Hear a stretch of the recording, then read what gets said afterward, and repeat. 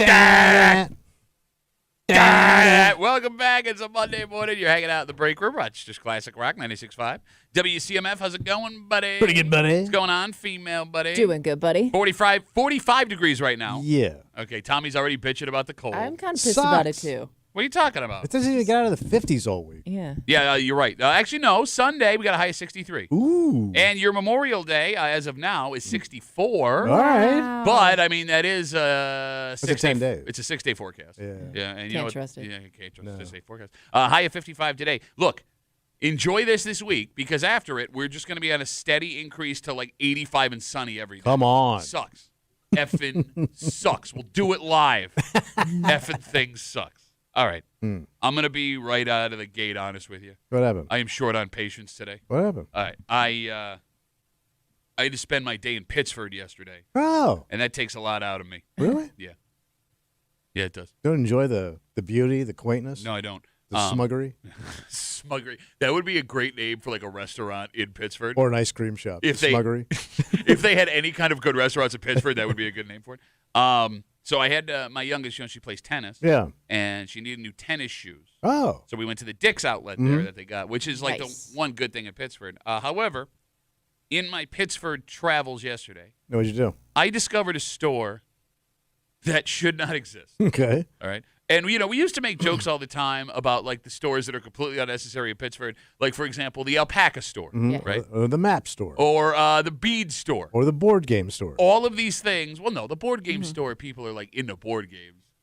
Yeah. No, it There's serves a market there. Okay, Yeah. it serves a purpose. Here's Okay. what I'm getting at. What are you? I found a store yesterday in Pittsford that serves no purpose Oh. whatsoever. So what do they Okay. deal in? Are you guys familiar with the paper store? So like a stationery store? So you'd think so. Yeah, that's what I'm picturing. Like, High-end stationery. you write a lot of letters. Yeah. So here's the thing. Cards, invites, stuff like that. Inside the paper store, there's a section in the back where they sell cards and stationery. Yeah. But that's secondary. So when you walk in this place, it's huge. It's a huge place. Yeah. Right? And they sell nothing. Nothing. No, I mean, they sell things. It's like a gift shop. Oh, all right. Like I want you, Tchotchkes, as you would call them. yeah. I want you to think, if you are a mother or a father, of like every gift that somebody got you who didn't care about you. Okay. Okay, like for example, there was a shirt, those stick figure companies. Yeah, right? yeah, yeah, And yeah. it was like a dad grilling, and it said something like, the grill master, and he's like smiling, and Okay. it's green, and then it's like, oh, this is a bar of soap that smells like bacon, and like the whole store, Yeah. all like 5,000 square feet of it is just that. Where the hell is it? It's next to, like, in between Black and Blue and 5 Bullet. Oh, okay. All right. Right there, right? And here's what bothered me about this. What's that? All right. It's the first store I've ever been into where you can't say, hey, you know what I need? And then go, well, let's go to get the paper, to the paper store. For example, if the alpaca store, right? Silly. But if I go, I need really warm socks. Yeah. We're going to go to the alpaca store. Board game store. We need board games, beads, whatever. Hey, I want to get a bead kit for my daughter. Go to the bead. There's nothing in this store where before you go there, you go, you know what we need? It's just a store of nothing. I would think, though, if I needed paper, I'd go there. No, because they don't sell. Because that would be a tease. Yeah, then. no. I mean, that's false advertising. So how'd you end up in there? So here's a new thing in the world. I don't know if you're familiar with this. My daughters and their generation love stores of useless crap. All right. Well, Isn't that every kid, though? Yeah. especially whole- girls, they like to shop, right? Yeah.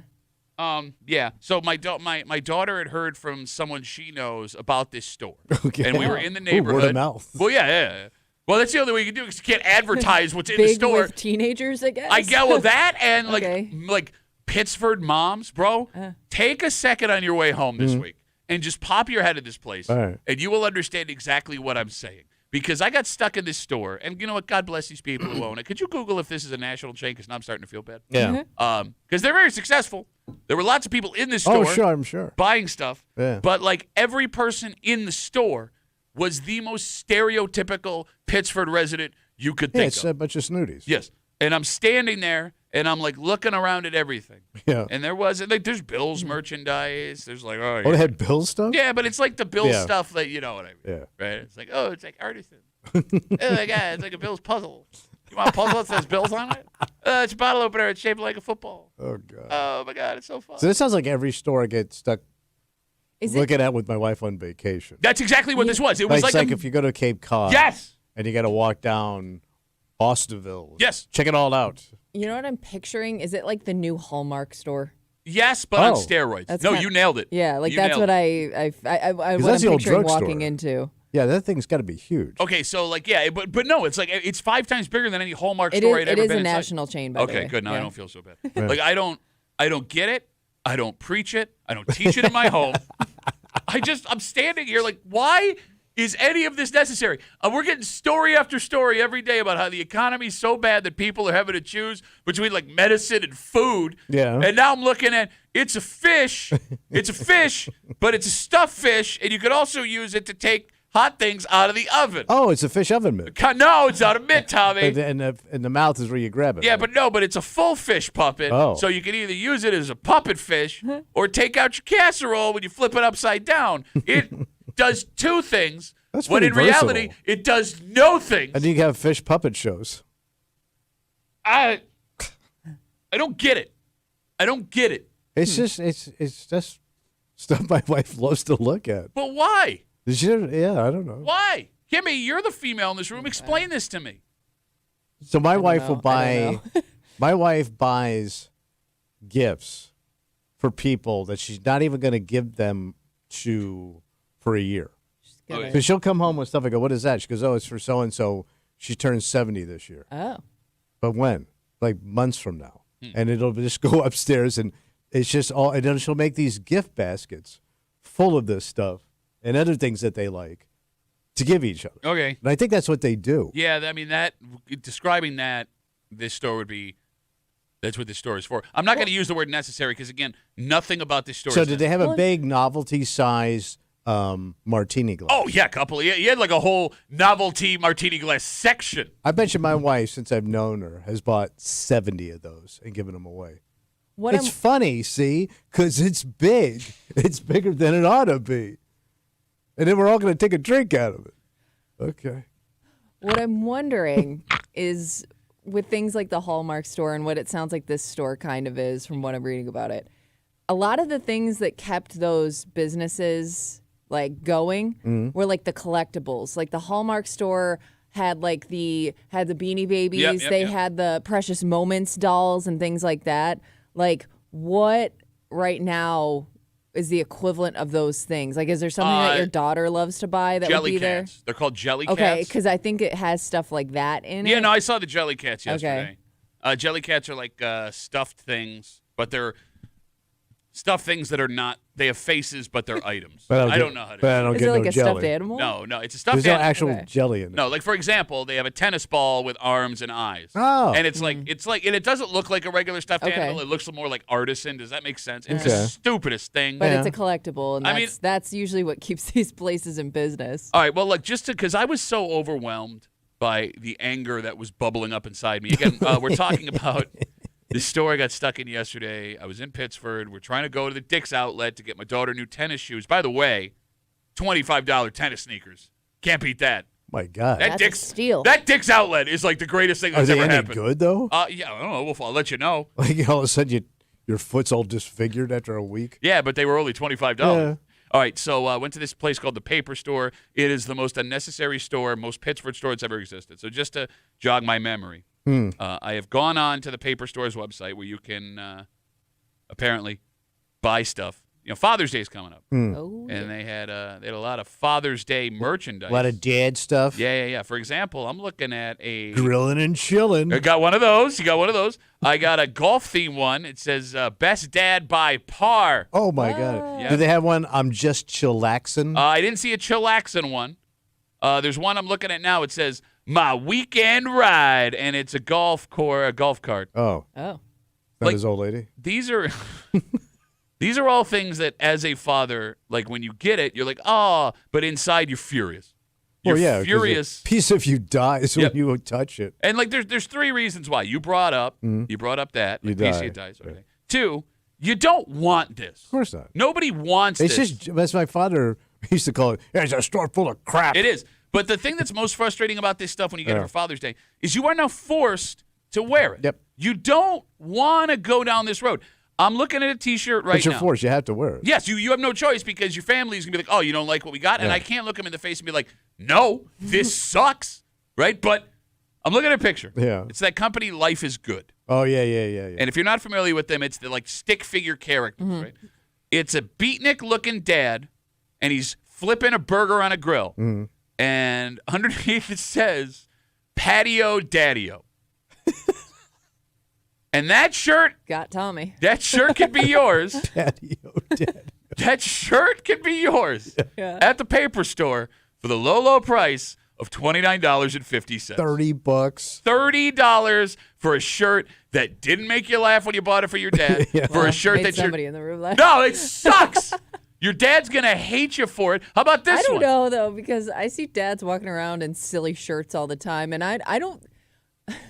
I think half the time they bought those things for themselves. Here's how you know if a dad's wearing a silly shirt he bought for himself. Yeah. You ready? Okay.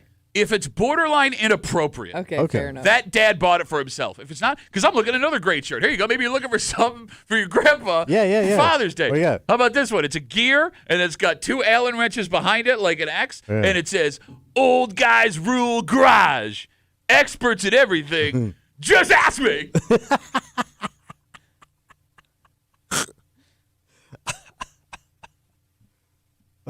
I am slowly losing faith in all mankind. Buckle up, buddy, because Did they have the could be FBI getting one of shirts? these very soon. There were no female body inspector shirts. Damn it. Tommy, this is a classy place. Yeah. And Kimmy, no. It's more silly stuff. Yeah, you know- silly, fun family I stuff. can't say I like to feel women up randomly, backed by the federal government. You can say whatever you want, just not there. You know what's fun about silly? Nothing. Nothing is fun about silly. It's not funny. Yeah. It's not fun. It's not enjoyable. It's pointless. Silly is a pointless word. But it's a store full of mom humor. Yes, exactly. Well, no, like for example, this brilliant T-shirt you could buy All right. for the low, low price of $29.50. It's a picture of a beer can winking at you with 2 R's, and it says, "It's beer can, not beer can't." What? Oh my God! It makes me so unreasonably angry. Yeah. All right, so here's your tip of the day. What's that? All right, one, if you're into this kind of thing, there's a great store called the Paper Store in Pittsford. You should go check out. But more importantly, with Father's Day now, like a month away? Yeah. Do not think that your dad, your husband, your grandpa wants any of this stuff. But they don't. There's nothing else to get him because they don't make anything he wants. No, they make plenty of stuff we want. But where would they go get that? I don't know. Like, he likes food. Yeah. He likes alcohol, probably. Anything cheese related. I mean, he likes sports or some kind of movie or something. Like, all guys are diehard fans of something. Yeah, but my wife won't like that movie. Okay. So I want to get something that we both can watch.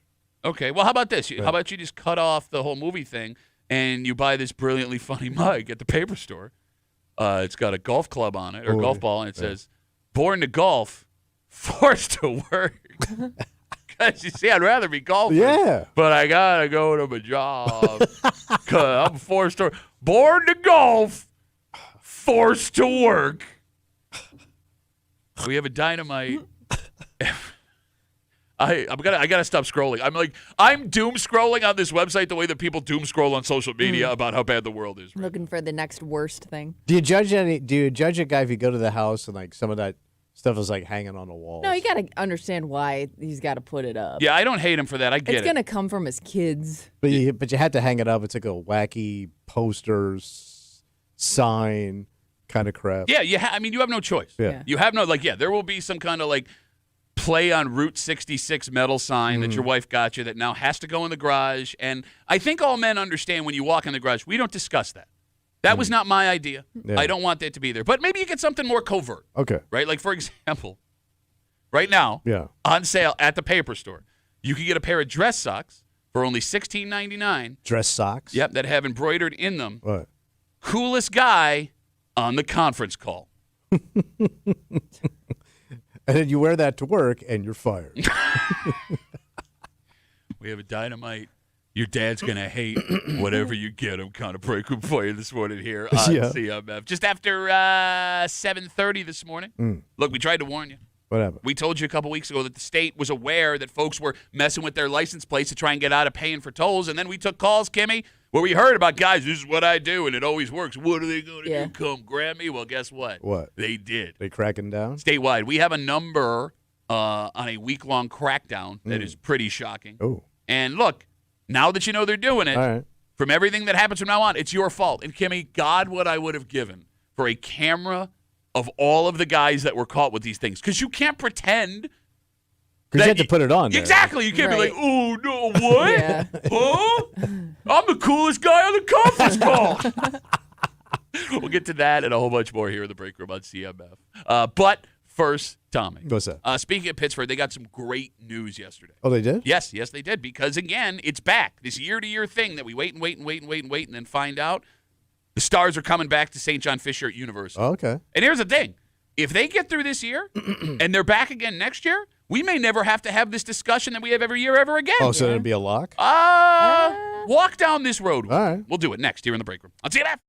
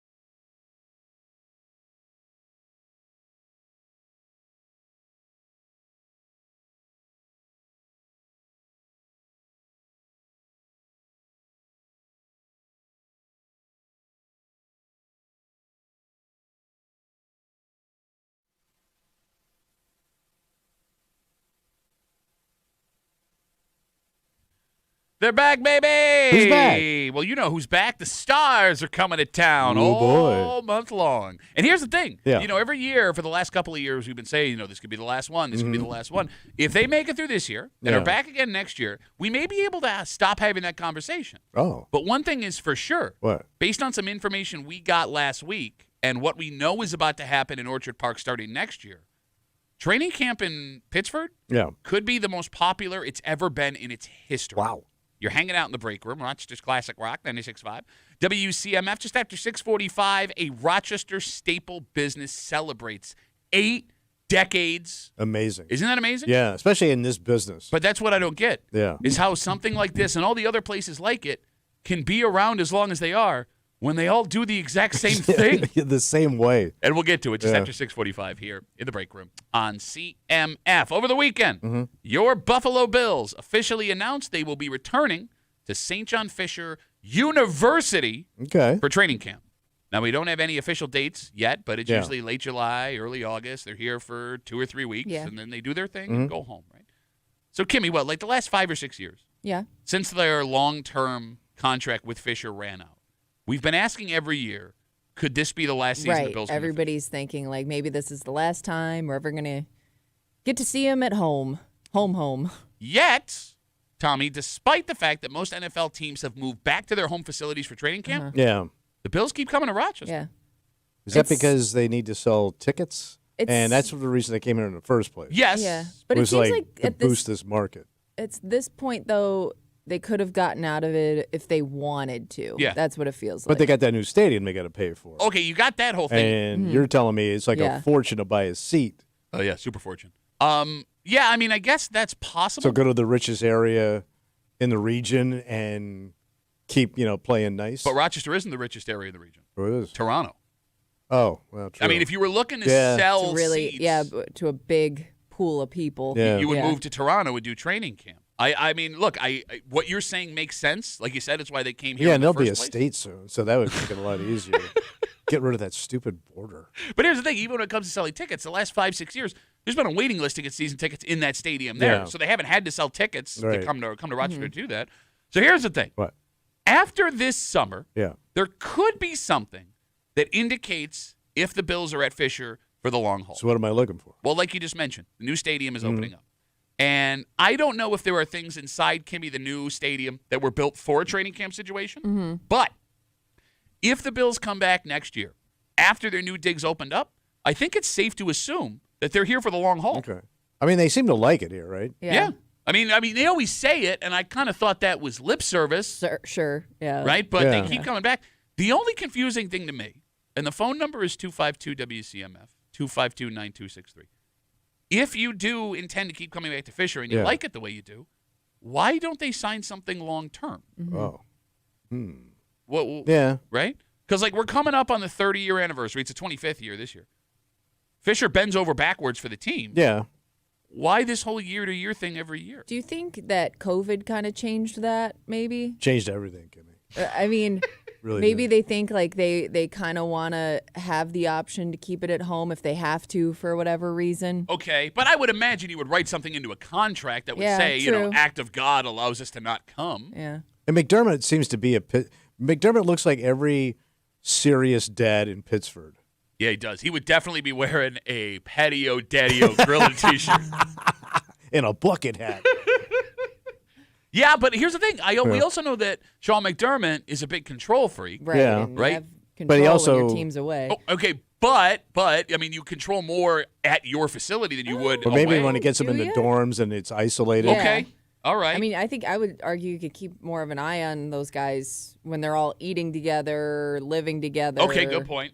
That's a really You good know. point. Josh likes the turkey burger. Josh, okay, put a pin in that Josh thing because I want to loop back around All to right. it. But Kimmy, as we find out that the Bills are coming back to Fisher this year officially, you made a very astute observation. Yeah, I'm wondering, with the new stadium being built next year, and right now for Bills fans, we've always lived in a world where if you wanted to go see the Bills, you could get in the door and it would be kind of affordable. Yeah, under right? $100. But now knowing that may be out of reach for some people when they make the new move to the stadium, this could be potentially really the only time you have to see the team in person. So I'm wondering, when they make that move, or even right now, how hard will it be to get your hands on training camp tickets? I mean, she's right. I mean, even before they go into the stadium next year, Kimmy, we found out last week that of the 5 most expensive tickets on the secondary market across the NFL, according to Adam Schefter, the Bills have 2 of them.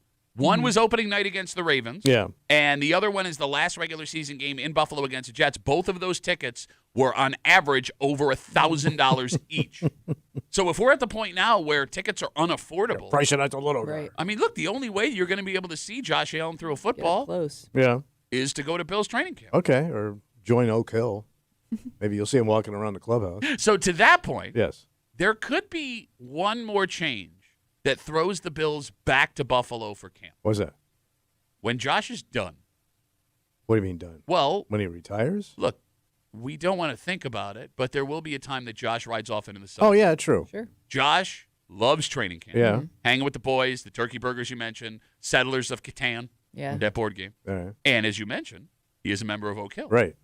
Does Josh have so much power that he's the reason they keep coming back to Fisher every You got year? to keep the kid happy, man. You paid him all this money. You got to keep him comfortable and smiling. I mean, it's either the stadium that throws it sideways, Yeah. or when Josh is done, they decide, you know what, we don't have to keep doing this anymore. Josh is gone. Yeah. And I mean, I'm just speculating. I have Yeah. no idea. It's possible the I franchise. just assume that like the bigger players get, the more they don't want to do this in general, like training camp in general.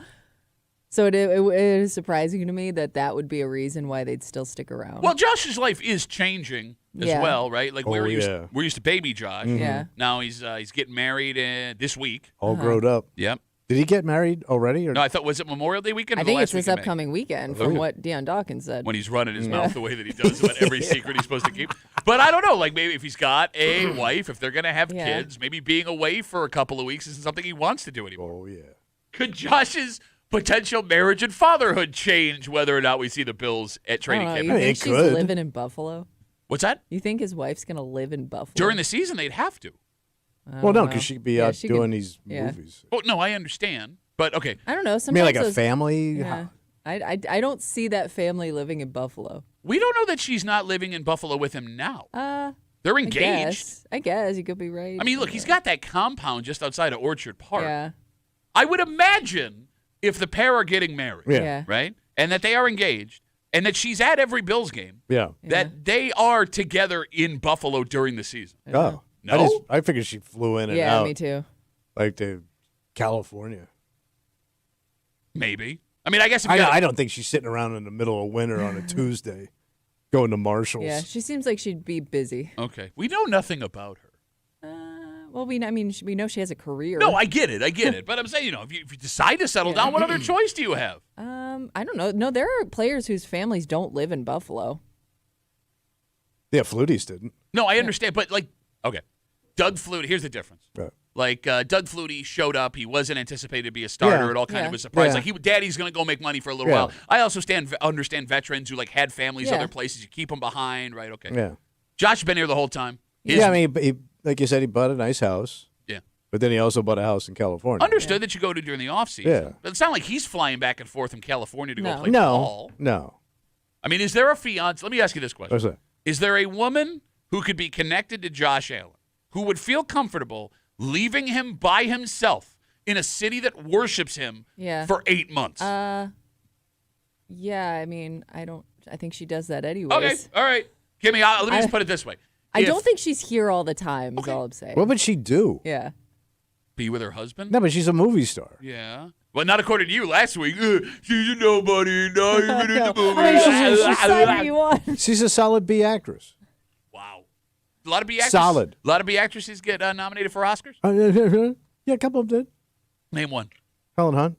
She's not a B actress. B all the way. By the way, was she man. nominated for an Oscar? Oh, yeah. For what? The one she did with Jack Nicholson where he was a complete jerk to her. I think it was called The Jerk. 252 WCMF. Look, I'd like to apologize to everybody. Carrie Ann writes us on What'd she Instagram. say? Duffy on WCMF, the easiest way to get us. I brought up Josh Allen maybe being the tie that binds Yeah. the Bills to Fisher. Yeah. She says, my heart sunk when you said that. Please keep Josh Allen's retirement out your mouth, please, let's not speak Duffy. that into No, I'm existence. saying, 10, 15 years from now Yeah. when this eventually happens. Yeah. Which it We need will. a solid decade. Yeah, we're good. No, that's not happening tomorrow. How long has he been on the team now? 5, 6 years? This will be his 8th season. Oh, 8. Yeah.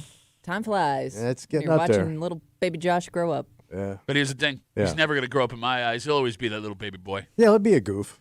No, I just mean like it sucks now kind of as an adult watching Yeah. football because they're always going to be younger than me. I don't Yeah, know. I know. It makes you feel real old. I think Calais Campbell, who's played with the Dolphins last year, he signed somewhere else. I think he's like one of the only players in the league that's older than I am now. Oh, really? And like when LeBron James Damn you old. When LeBron James stops playing basketball, it's over. He's the Yeah. last guy Yeah. that when I was in high school, he was drafted. Yeah, you're becoming old age. Yeah. It changes the dynamic of watching sports. Because you're Really already does. blew through your middle age. I'm not, what? Yeah. Blew through? What are you talking Yeah. about? You're almost through your middle age. Yeah, no, I understand. You're going old. Yeah, no. Some of us, had families and got mortgages and everything. Not all of us could get drunk at 34 at a water park wearing jeans and then shoot Roman candles at our friends. Try it sometime. I don't. It ain't Nobody bad. likes wet jeans. Nobody. It depends how you got them wet. Well, I'm sorry I said that. Yeah. There's good wet and there's bad wet. Facebook messages coming in. You can always get us at WCMF on the Break Room Facebook page. A lot of Pittsford hate this morning. I started it, Yes. and I'd like to apologize. People like to kick the rich. But Brett writes, even if I wanted to save money and go to St. John Fisher for training camp, I can't get tickets. That's what all those non-working Pittsford moms do, sit on the computer and bring their kid's dad,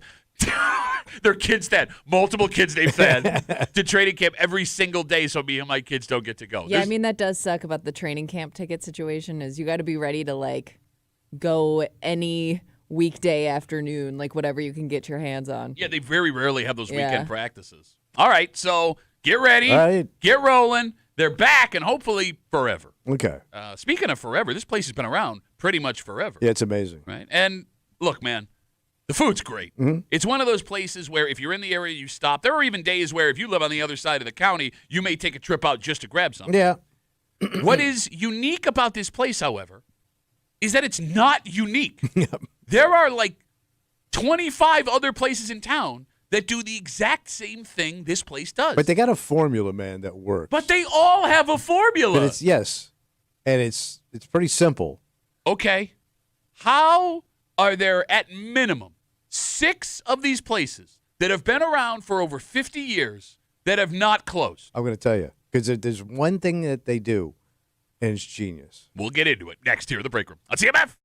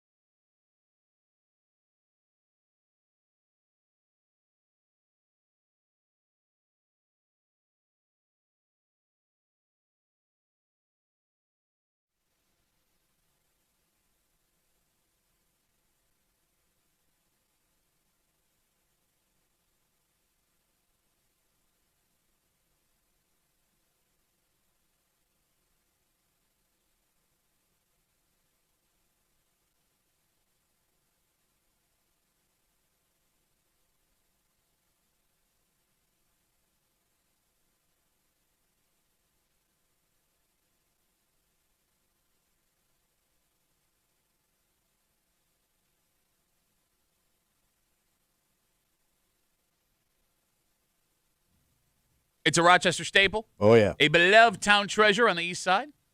And here's the thing. You want to say it's unique. Yeah. But in this town, it is far from unique. Oh. In fact, there are places like it, like right next door. Yeah.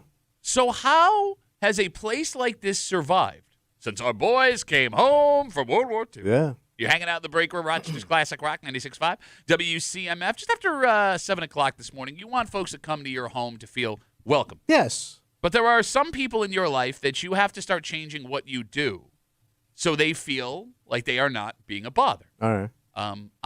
My family has a very special house guest coming this week. Oh, fantastic. And they will be here for a while. Ooh. Oh, And they... long-term resident. Well, not as... I'll get it.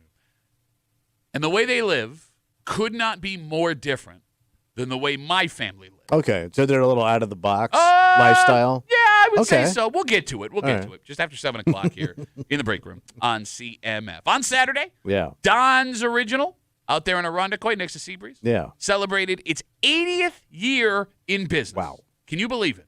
I know. Tommy Muley was only 25 years old when it opened. So, I mean, Tommy, goes without saying, the place is beloved. Oh, yeah. If you're not a local to Irondequoit, it's a big-time stop for people who visit the amusement park. It's a great throwback. It is. And it's one of those things that if you grew up here, it has always been a part of your life, right? Which is a little bit weird because Don's is great. Yeah. The burgers are delicious. The onion rings, Tommy, the onion. Oh, it never disappoints. But it's not unique. No. Bill Gray's, Tom Walls, Tahoe's, Charlie Rydell, Shaler's, and those are just the ones that have been around forever. Yeah. Love our hot spots. On top of those places, Kimmy, every town has 3 more hot places, minimum. Don's has a Bill Gray's that they pretty much share a parking lot with, Yeah. right? And before that, they were next door to Vic and Irv's for 70 Forgot years. about Vic. I love all those places. But it doesn't make any sense that, one, all of the staples, Bill Gray's, Tom Walls, Tahoe's, Charlie Rydell, Shaler's, have been around for so long. Yeah. And 2, there are new Hots places that open every year and stay open because it is rare that a Hots place closes its door. Yeah. But you said you know why. Well, it's base, right? They keep it simple, Okay? and they do something that's brilliant. What's that? Just give people access to free pickles. If you can access the pickles yourself, there's something about Yeah. scoring all them pickles. Yeah, what is it? Why? I don't know why, but you go, ooh, pickles. You'll just start loading up on pickles. He's not wrong. Yeah. You do feel like a pickle It- millionaire. they're hypnotizing, Okay, but here's the thing. The pickles only belong to Don's and Shaler's. but it Yeah. works, right? No, it does, but It like does, but to his point, all those other places still thrive without the pickles. can I ask a pickle question? Pickle on. Okay. Now I understand pickles are pickled, right? Like that's a form. Yeah. Okay. Is that sanitary? Just a big old bucket of Oh pickles? yeah, yeah, yeah. Well- Everybody just reaching in there with the tongs and getting the pickle out with their tongs. By the way, it's not going to stop me from eating the pickles. No. I will eat 30 pickles Oh, if yeah. you put out a bucket Well, of pickles. they're just pickle chips. Yeah. It's endless. They're delicious. Yeah, and I think it's very sanitary. You got to figure, like, at some point, some kids' fingers were in there. But, I mean, does the pickle brine kill whatever Yeah. bacteria? That's a good question. Okay, Absolutely. We'll just tell ourselves It's the that. Clorox of the pickle world. I'm sincerely asking. Like, maybe it does do that. Maybe that's why it's okay to do it. Yeah. Yeah, it's you know some hands have been in them pickles. Sure, but it's not going to stop me from eating the pickles. No. So you're according to you, the success of Don's and Shaler's For is 80 years. solely unlimited pickles. Access to free pickles. Do we know what the pickle limit is? There isn't I any. don't No, think I mean- I've never seen them stop anybody. Yeah. I understand there's not a sign, we haven't seen it, but there has to be a line where they're like, I mean, look, unless somebody's walking over to their table with the bucket of Yeah, pickles. they just pick it up off the table and walk I don't slosh think it they're over. All the kids that work there are too busy to keep track. has anyone ever been stopped? Like, sir, you've had enough pickles. Are you driving? I mean, like, okay, outside of the pickles, which Yeah. is not a bad theory for those 2 restaurants, do we love burgers and fries that much in Rochester where, again, these staple places can be open for 60, 70, 80 years? Let's also consider What's that? almost every pizza place in the greater Rochester area will make you burgers, hots, and plates Yeah. now, too. Someone please explain it. 252 WCMF. It does not make sense because there is not another product in Rochester where 100 different businesses can sell the same product and nobody goes out of business. But those burgers are kind of unique the way they make them. Okay. Like I never experienced a burger like that outside of Rochester. The way they do it, it's almost like those smash burgers. I agree with you there. The ground is amazing. It's a different burger. But here's the thing. Yeah. If I blindfolded you, Don's, Bill Gray's, Tom Wall's, Shaler's, for $100, could you tell me where the burgers came from? No. Because I don't think I could either. No. And even if you stuck my hand in the different pickle barrels, I wouldn't know. No, you use the tongs. Don't stick your hand in the Well, pickle. for this experiment, Okay. I want to go barehanded into them pickles. Kimmy, if I asked you $100 to double your money, Don's, Bill Gray's, Tom Wall's, Shaler's blind burger taste test, would you take that bet? I'm trying to think of because even the buns are the same. Yeah. Very similar So, bun. The little plate so, you like, get. yeah, like the way it's presented, I'm getting hungry. I don't think I could. No. Is there a company that exists only to sell tiny plates to Yeah. Rochester 'Cause Huts? that's the only place I ever see them little plates. I've never been to another community where you get tiny plates with your hamburger. Because it doesn't fit the burger. It's much overhang on that thing. It's all about your mind, man. It makes the burger look bigger. That's true. Man. 252 WCMF. We're talking about Don's Original Burgers, Hots out there in Seabury. Celebrated 80 years in business on Saturday. And as great as they are, it doesn't make sense because there are 100 other businesses very similar to them that never go out of business, don't run them out of business. They've shared a parking lot with a Hots place their entire existence, whether it was Vic and Irv's back in the day or the Bill Gray's that is there now, yet they keep cranking. It's pretty bulletproof. And every time you walk in, there's always people in there. Yeah. They also have not updated, well, okay, I take that back. Up until recently, they haven't updated anything because they have a new owner, the same family that owns a record archive. Yeah. Has bought Don's, and they are updating the logo and all of the stuff at the restaurant. Okay. But like when you walked in there, Don't change it too much. don't be that guy. No, but you know what happens. What happens? Be cool. Don't bring in too much new. Why don't you give her a call? The woman who has successfully operated a vinyl business, and tell her how to operate a business the right way. Vinyl ain't no goddamn burger. Vinyl ain't no goddamn burger. That would actually work great for a Record Archive t-shirt. If you're listening, you can have that one for free. Right. That one's on us. You know, it's like in the 1940s. Yeah. We in Rochester decided what a hamburger on a bun was going to look like. Yeah, it's pretty old school, I guess. But then 10 people sprinted in different directions. Yeah. And we're like, we're going to do it. Because they're all the same. They scooped up all the spots on the lake. Well, that's where you go to sell Yeah, burgers, Kimmy. Yeah. I mean, I can't think of the last name Hots place outside of Vic and Irv's Yeah. that went out of business. Can you? No. Kimmy? Not off the top of my head. Even the little places, right? You almost never see. Yeah, there's little mom and pop joints Yeah. all over, like Empire is- Hots Yeah, and places like that. yeah. Is there a key though to never changing your business plan? Yeah. Because like you know what walk you get when into you one walk of those in. places and nothing has changed. Like you said, maybe they've updated a few things along the way, but like the overall business plan and menu has not changed. Okay, yeah, no, I get it. No, it's base. I can see you making it right there. It's the very old simplest school. thing. Yeah. But I remember so when I was like 14, 15, when Wimpy's Burger Basket opened on Buffalo Road and Gates, and that was like around the corner from then Tahoe's, now Stevie T's. And I remember as a kid being like, this is stupid. It was like really right on the corner. Wimpy's has been in business since I was 15, and they just keep getting more and more successful. Yeah. And those places are down the street from And each other. they're all simple, good food. And, I know what I'm getting when I go in there. Okay. I don't want anything other than what's on my mind. Yeah, you're not getting vinyl. You're getting a goddamn hamburger. Goddamn hamburger. Quarter Tommy Relay. 252 WCMF. All right, maybe some other people. All the haven't picked fatties up. have woken up. You started with the pickle take. Let's talk to Rich. Hey, Richie, how are you, buddy? Good. How you guys doing this morning? Good, man. What's up? So I think the only other business that I could say is comparable to the number of hamburger joints around here is pizza. You never see a pizza place go out of business, and there's a million of them around every corner in every area of Rochester. Okay, so here. Now, while you're not wrong, Richard, I think there is a difference, and I'll tell you why. Salvatore's Pizza tastes different than Mark's, tastes different than Pontillo's, tastes different than Ken's. Like, if you gave me a blind taste test, I could separate which pizzas are pizzas. In fact, there are days you'll order different pizzas because you want that type of pizza. All of the burgers we've described, Rich, they're all amazing. They're all the same. But in that defense of my argument here, how much can you really do differently to a burger? It's literally meat, other than the toppings. And the toppings do make them taste a little different. But, I mean, they're like Tommy said, they're kind of like pressed out on those plates, right? Yeah. They're grilled to the same consistency. The buns Like, Everybody kind of has their own version of meat sauce. I mean, that could vary a little okay, bit. yeah, I Yeah, guess. they're Yeah, pretty all similar, right, though. all right. So, Rich, you're All right, so Kimmy proved my point. I win. all right, Rich. He wins. Congratulations on your win, buddy. We're proud of you. Go get a burger. Thanks. There goes Rich. Walk in at Don's today. I won on the break room. Give me a hamburger. I mean, I guess the secret genius to all of these places staying in business and being the banner wavers for their towns they are. The entrees are all similar. If you do something else unique, that brings them in. Like the onion rings at Don's. Yeah. Those are Sides. Yeah. Fries can vary I a little almost bit. cursed. Well, no, because even the fries are all those crinkle cut plate fries.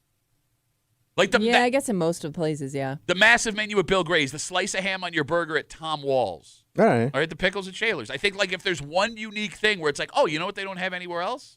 Let's go there. Okay. And I mean- location. Oh, yeah.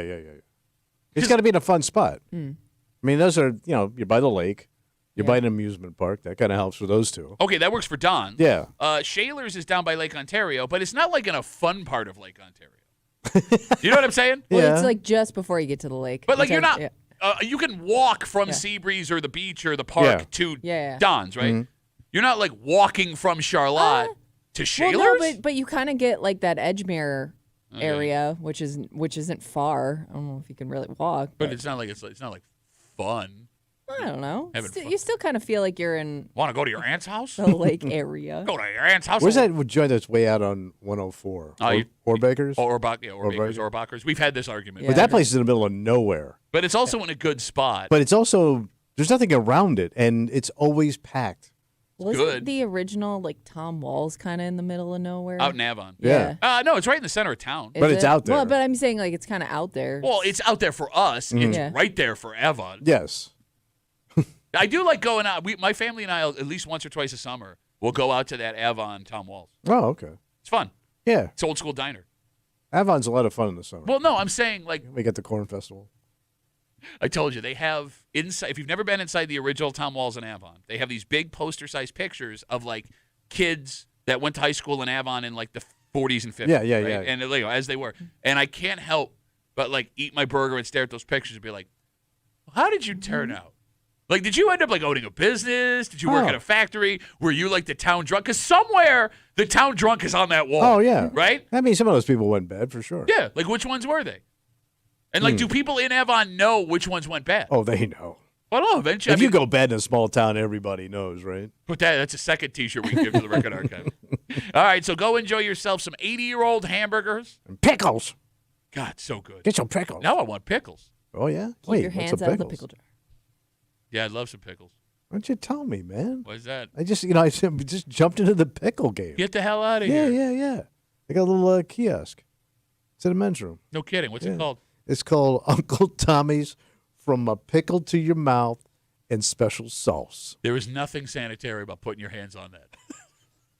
Let's take a break. An in-law relationship is complicated. Yeah. Right? Luckily, there are some folks who get along fantastic with their in-laws. But even if you get along with them, their lives, the lives they live, are most likely different than yours. Yeah. And when they are spending time at your home, you have a decision to make, right? You can either welcome them in and do the things that make them comfortable. You got to entertain them. Or there are people Yeah. who also believe, Tommy, you are on my turf, therefore you do what I do. Okay. And it's a debate that has shown up in my home. Oh. Because this week we are getting a very special visitor that only shows up like once every 5 years. And this man's existence could not be more different Yeah. than what myself and my family do. And we'll get into it next here in the break room on CMF.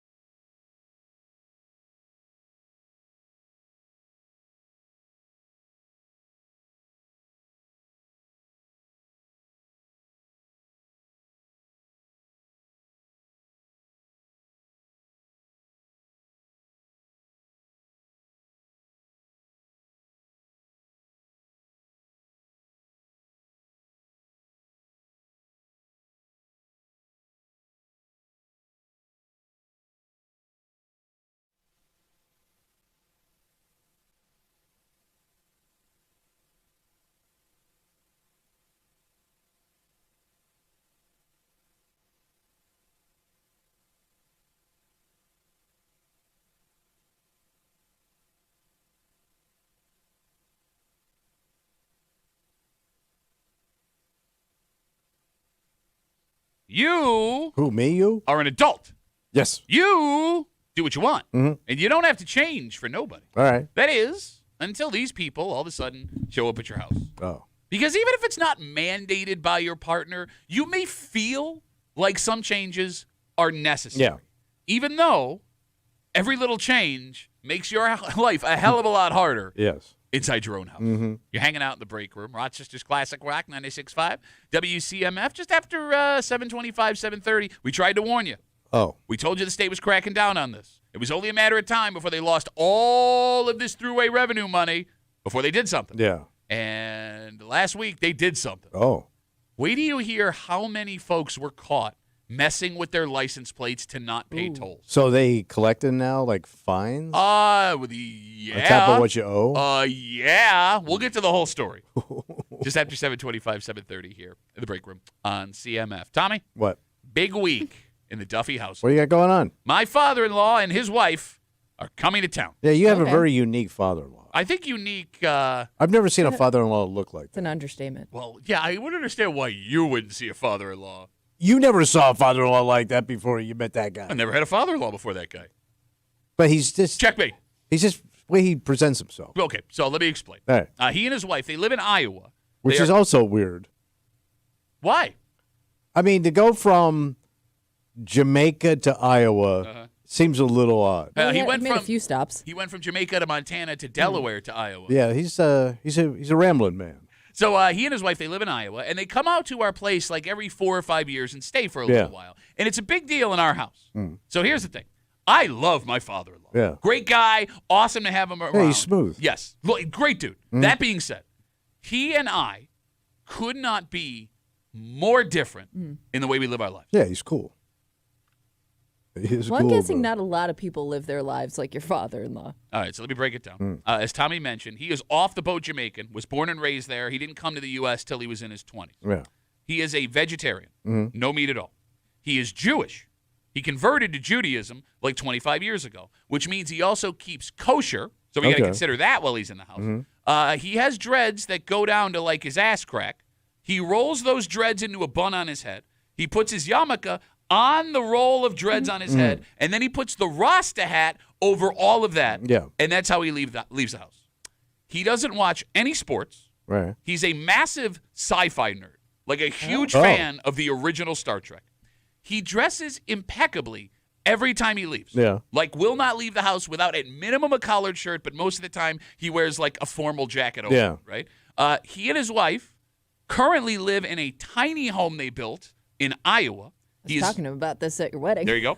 He is very minimalist. He doesn't own many things. He smokes weed, which no one in my household does. Yeah. And with he and his wife rolling into town, the debate has now become in our house, how much do we, as a family, have to change our life to make them more comfortable while they're here? Well, you got to entertain them, right? You gotta. And they're older, right? He's an older cat. Oh, yeah, he's in his You're 70s. even She's just in saying, like, her 50s. How do you Okay. tailor We your like some refrigerator, Yeah, everything buddy. you use? Okay, Kimmy is having the conversation I'd like to have. You're just going off I like know. Carl I'm over here. He's pretty cool, man. And he gets high all day. Well, it's not like the reason other people get high. He was a Rastafarian. I at got one it. point. Hey, it works for me. Okay, you were saying, Kimmy? No, you were talking about, the changes you're going to have to make them feel more comfortable. And I mean, besides like what Tommy said, like entertainment wise, like just the day-to-day little stuff you may have to change around. I mean, I'm sure he's not expecting you to do anything. Oh, no, he's not that kind So of guy. it's one of those things where you guys kind of have to figure that out ahead of time, like what he's gonna need. Does he drive? He drives, yeah. They're driving here from Iowa. Oh, okay. Yeah. So you don't have to take him shopping or anything. No, he'll have his car here.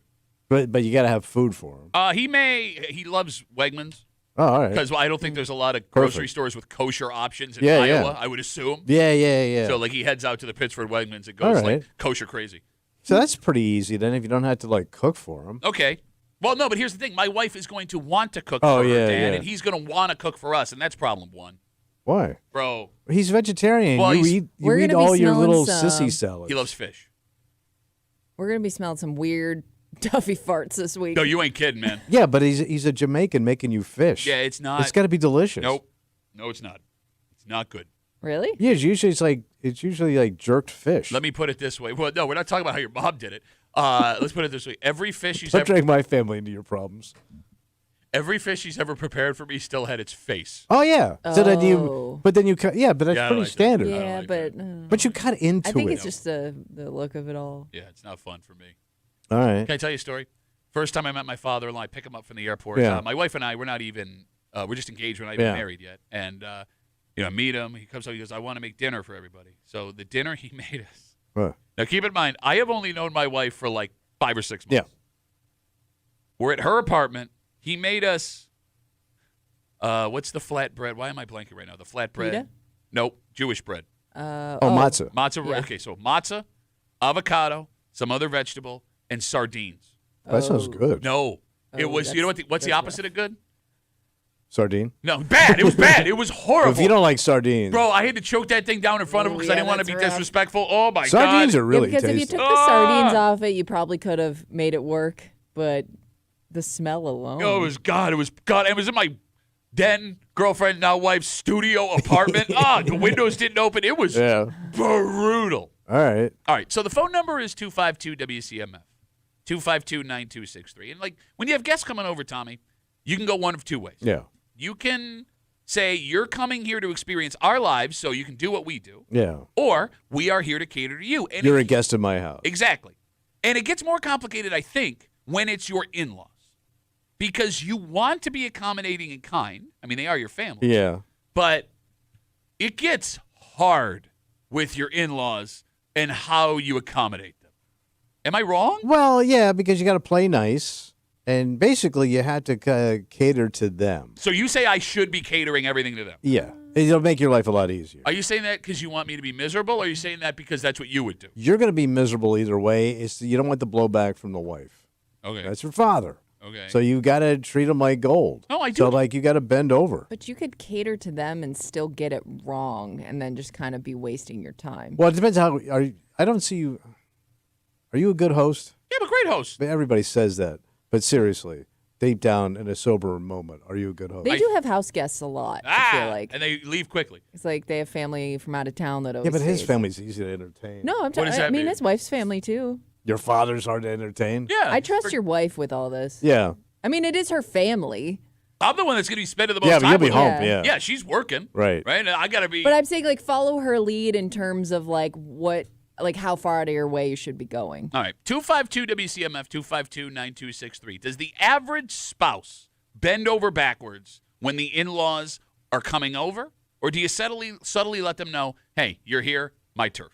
Yeah, but how does that? I mean, it's such a dick thing to do to Why? someone. I mean, not in like a look at him like, hey, you're my world now. And he's also granddad. Yeah. I mean, you got to kiss his granddad ass. No, I do. I like the guy That's a what I'm lot. saying, yeah. I just, I mean, again, kosher, pescatarian, vegetarian, Oh, yeah. only eats fish. Like, He's a handful, man. He's got to go to temple and say, like all of these things, like the way Yeah. he looks. The other funny thing too, man. Like, I'm trying to come up with stuff for him and I to do together, right? To spend time with my father-in-law coming to town, 70-year-old Jamaican man who dresses like a formal version of Bob Marley, Yeah. right? We don't have a single thing in common. Yeah, but you could try some things. Like what? Get high with him. I don't want to get high. Oh, smoke some weed. I don't. Whoa, look What, who's what are talking. you, You St. can't- Patrick? What? Those gummies are still rotting away in your pantry if you haven't thrown them away. I yet. say, does he drink? Oh yeah, he drinks. Let's have a drink with the guy. No, the other funny thing. Here's the Oh, other. I don't want to drink. No, either. I'll drink with Got him. a cheat day. I have to go out and get specific beer for him. Oh. Yes. Was it Red Stripe? Nope. Wow. Well, that's a Jamaican beer. Is that what it is? Yeah. Is it Jenny? Like, does Was he that like the racist local to say stuff? that? No, I'll go a step further. Heineken.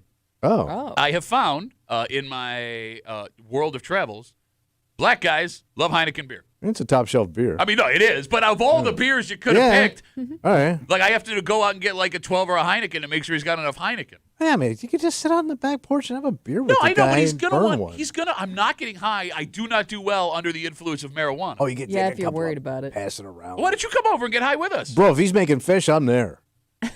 I'll eat that son of a bitch's sardines and his fish with the head on it. I love that stuff. The other funny thing. What? Okay, so my father-in-law, when I'm out with him, Mm-hmm. we stand out when it's just he and I. Well, yeah, man.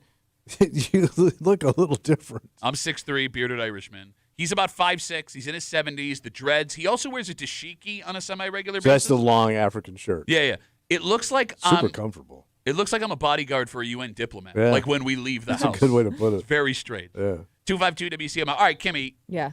Do you bend over backwards for the in-laws, or is Nobody it more goes like, over our house. Yeah, we don't. I mean, we don't have. We're not hosting anybody. Like I don't. I've They never look like had- that house when they find out. Yeah, they had like a 17-year-old son that they never let out of the basement. I mean, you do kind of live like there's going to be a Yeah. documentary about your Yeah. life. We've never had any in-laws. The boy under the stay porch. with us. Tonight on Channel 10. Oh my God! Like, what if we've worked with her this But whole here's- time? She has a boy under the porch. Here's, And here's she's my out wearing fear. his clothes right now. Miss Kimmy, let me out. Miss Kimmy. I'll be good. I'll be quiet. Miss Kimmy, just give me my clothes back. I don't know what's happening. You were saying, Kimmy, I'm sorry. We're I accusing do you have. of being Oh my God! Shut up! Jesus Christ! Well, you asked. What were you saying? Are you done? Yes, I'm Miss Kimmy. I have a fear. I have a fear because if you ever been to somebody's house where they almost do too much for you and like you feel like you have to eat something even though you don't like it, Sure. or you feel like you have to do something their way because that's how they think you want it. So like while I want somebody to be comfortable, I also want them to know that they're welcome to do their own thing. No, I know what you mean. It is like this weird standoff. Yeah, like of, I don't want to create an itinerary for anybody where they feel obligated to like do something if they don't really feel like it. All right, so where's the happy medium then? There ain't one. No, There ain't one. what she just said is a valid concern. Like, I don't want to Yeah. go over the top. Because like there's sometimes like I go to somebody's house and they're a great host, but I also feel like it's so regimented that I feel uncomfortable. Even though they're doing everything to make you feel comfortable, it's almost like too much. 252 WCMF, 252-9263. My father-in-law and his wife are coming to town. They get here tomorrow. They're going to be staying with us for a little while. He's off the boat Jamaican. He's in his 70s. He's a vegetarian. He's Jewish. He doesn't watch any sports. He dresses impeccably every time he leaves the house. He lives in a tiny home in Iowa. He and his wife, they're very minimalist. He gets high, which I don't. And we're trying to figure out here, like, how we're going to cater to them Yeah. when they get here. And I don't know. The other complicated thing. What's that? I don't know if this is exclusive to my wife's family, but all of her family, when they come and stay with us, Yeah. they arrive without a departure date. Oh, Oh, open-ended yeah, show up. Yep. Like I said, Yeah. like my father-in-law and his wife are driving from Iowa. They get here tomorrow, and then they leave when they're done. Because they don't have to catch a flight, so Nope. yeah, they're just Yeah. They can stay. till they're sick of you. They could stay 3 days. They could stay 2 weeks. And like her mom, her siblings, her aunts, her uncles. I don't know if it's a Jamaican thing. They all do that. Yeah, but you know, they got it good when they come over your place. What does that mean? They got it good. No, it has nothing to do with. He's a successful guy He ain't in his tiny home. his tiny little home in Iowa. Yeah. And his doctor daughter. Okay, That's how he prefers to live, right? No, I understand. But you know, it's nice to, stretch your legs a little bit. my brother-in-law, my wife's sister's husband, is also a doctor in Philadelphia. Yeah. They come until right. question mark. I don't Okay. know if this is a cultural thing. I've never seen this before. Yeah, in but my you don't life. do that with them. You don't. No. Well, I make When sure. was the last time you actually went to visit? Well, I can't because my work schedule is so hard. But they go. But the doctor's isn't. Isn't that weird how that works? Yeah. Isn't that weird how that all There's works? some kind of table waiting for a knife. What can I do? I mean, All it's right. so hard to get time off around here that I wish I could leave. I do, All right. but I can't. But your family is also like your dad just shows up randomly, right? Well, yeah, but no. Like, if my dad was like, "Hey," if we lived out of town, Yeah. and my dad like showed up, like, "Hey, I'm going to stay here," I'm going to be like, "Okay, what day?" My first question would be, Yeah. "What day are you Yeah. leaving?" So you would tell him you got to go. No, I would ask, Or, "How long yeah, do you get plan a on nice Well, staying?" that's idea. kind of that's the same thing. No, it's come on. Wait. Well, when you leaving? Just getting in the door. Well, how long you plan on staying for? Like- Yeah, that's always a very loaded question. You would ask that question too. No. My ass. Oh, really? So when your stepkids, Yeah. when your stepson and his wife, they come over, Yeah. you don't ask like how long? No. Because they can say I got no control over that. Okay, I guess it's different. Yeah. Yeah, and I don't want to. I don't want my wife to think I'm giving the kid a bum's rush out of there. Okay. Man, that would light my ass up for a month. I don't ask when they're leaving because it's my in-laws, but Yeah. I just think like maybe it's appropriate to give me like a day on the calendar. I could put a red dot on like we are doing this until now. Have you ever been to Iowa? I mean, only in a professional capacity. No, I mean, have you ever visited that? Oh no. Never? He's got a tiny house. Yeah, Where am I would they staying? stay? In a tent? Get a hotel. In But Iowa? you've never visited him? No, I've never visited. How Well, long have you known him?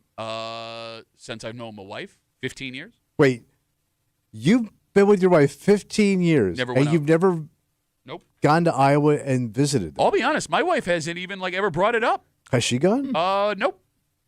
Well, I guess because he comes to you, Yeah. so you don't need to. Yeah, but not once. Well, the rest of the Yeah. family, even his siblings, are on the East Coast. They're in Jersey, Yeah. Delaware, Philly, New York. All right. So he comes out to see everybody. So we don't Okay. really have to. That's sweet. Would you want to go to Iowa? No, but I mean, I just figured you got roped into it once.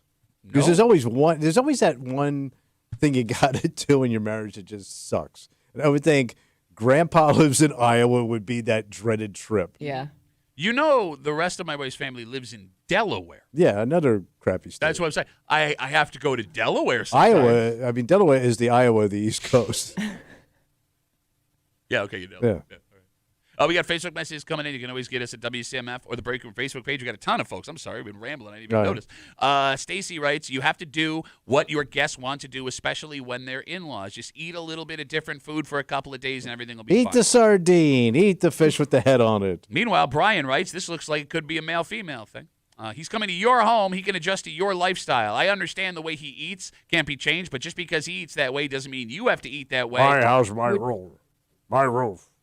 Would you or your wife be offended if, like, you went out of your way to, like, buy stuff for him that you thought he liked and he didn't use any of it? No, because I Or don't know. eat any of it? I don't know what he's into. Okay. Like, you know, he's always full of surprises. That guy. Okay. Yeah. All right. I mean, What? Does he have a hobby? Weed? I don't know if that's a hobby. I think it's more of a Was religious for a thing. guy that used to work here. Okay. No, I'll be honest with you. I don't know what his hobbies Oh, are. is he golf? Is he? No, he doesn't golf. Golf? Oh, he doesn't like sports, right? Not a sports guy. All right. And I don't know if you can go on most courses in a dashiki. All right, you probably can in certain countries. I don't know. Do they make colored dashikis? No, I'll be honest with you. I've known the guy Yeah, 15 like, years. what activities could you do together? I get along great with him. We always like talk for like forever when he's here. Does he exercise, walk? I mean, he's in great shape. I don't think he like exercises. Oh. That's the other thing that makes me mad about my Jamaican side of the Well, family. he's clean living. I mean, yeah. Well, he's the vegetarian. Other than the drinking and the smoking the weed. Yeah. They're just naturally muscular. Like, this is gonna sound weird. I know he doesn't. Already like, does. I know he doesn't work out. But like one time I had to go up and be like, hey man, we're leaving for something. Last time he was here. And he popped out with his shirt off. And he's 70. And the dude's like jacked. Wow. And I know the dude And he doesn't work out. He doesn't like work out, doesn't do it. I was like, and I, like part of me almost was like, you serious? Not that shirt's off. Well, How does come he you get to live look that way and you don't do anything? You're quite a muscular grandpa. I was very surprised Wow. by my muscular grandpa. Muscular Grandpa, one of my favorite Ribs Arkansas songs. I don't even know how that would go. Yeah, you wouldn't because you used to be good at this. Now you're just a sack of your old self. That wouldn't frustrate you? That I have in shape father-in-law. Well, isn't he really active? Like, does he do a lot of stuff I've around never the seen him work out. house, Okay, or- so my wife just texted me as Yeah. she's listening, which means I'm going to pay for this discussion. He's into gardening. Yeah. Oh, He gets a lot of exercise. yeah. Yeah, I ain't doing that. I'm not doing that. Muscular grandpa out in the garden, Shirtless? All right, well, thanks for the help, guys. Well, it's hard. I mean, he's so unique. What Yeah, about what about his? Let your wife take the lead. What about grandma? So that's not grandma, that's his wife. Yeah, but I mean, do the girls think of that as like a grandma? Nope. They don't So call what her do they like call her? side grandma. They Just call her her by name? her name. Okay. Yeah. They don't call her like side grandma. No, I think side grandma would be disrespectful. I think. What? No, I think it would be disrespectful. Grams too. Electric Boogaloo. I think it'd be disrespectful to both their actual grandma and Oh. the woman who's not their grandma, but you call side grandma. But I mean, they live together. Yeah, no, I mean she's relatively new, like in family. Yeah. In the picture, she's only been around a couple of years, so yeah, I know even less about Is her. she like the same style of Oh yeah, everything? yeah, yeah. I don't think you could live in a tiny home with someone and not live almost exactly. Well, you're going to listen to Muscular Grandpa. He writes the rules in that Iowa house. All right, I'm going to talk him into taking his shirt off. I'm going to Yeah. take a picture of him, and I'm going to text Yeah, it to yeah, you. yeah. And you're going to be like, wow, that's a muscular grandpa. Wow. And And then he's 70s. yeah, he's in his 70s. I'm going to start an OnlyFans. All right. Muscular Jamaican Jewish grandpa. That would probably be a hit. I wonder, that would be a fun hobby to take up with my father-in-law. Starting his Photographing him? Hey, you want to OnlyFans. make a little okay. money on the side? All right, let's take a break. All right. We tried to warn you, man. We tried to warn you. They cracking, huh? Look, I mean, based on the number we have in front of us, there have to be people listening who got popped on this. Yeah. And it was just going to be a matter of time. You're not going to keep money from the state by actively doing something, and they're going to be like, okay. But It's a lot of work, too, for what you saved. But here, yeah, you're right. But here's the thing. What? I think for most people doing this, it's not about the money saved. It's about the principle. And I don't get that either. How do you pay for crap? We'll get into all of it next here at the break room on CMF.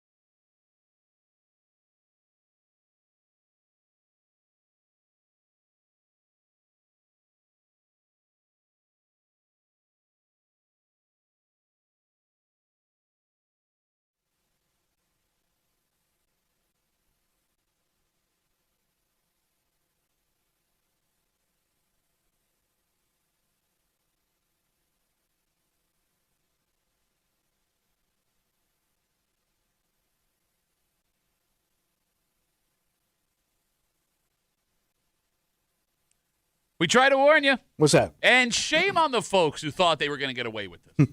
Not that what these folks did is like super immoral. Yeah. It's more the arrogance of it. Yeah. Because the general rule is if you're just a regular everyday person and you believe you've managed to outsmart the government, The law.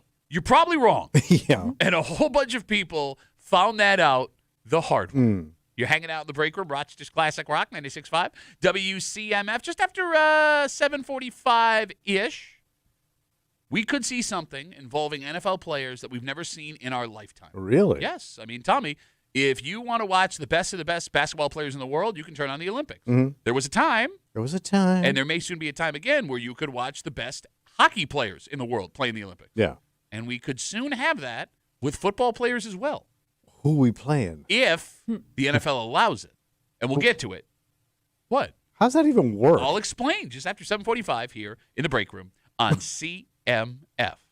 The last 2 years in the state of New York Yeah. has seen a massive increase in license plate fraud.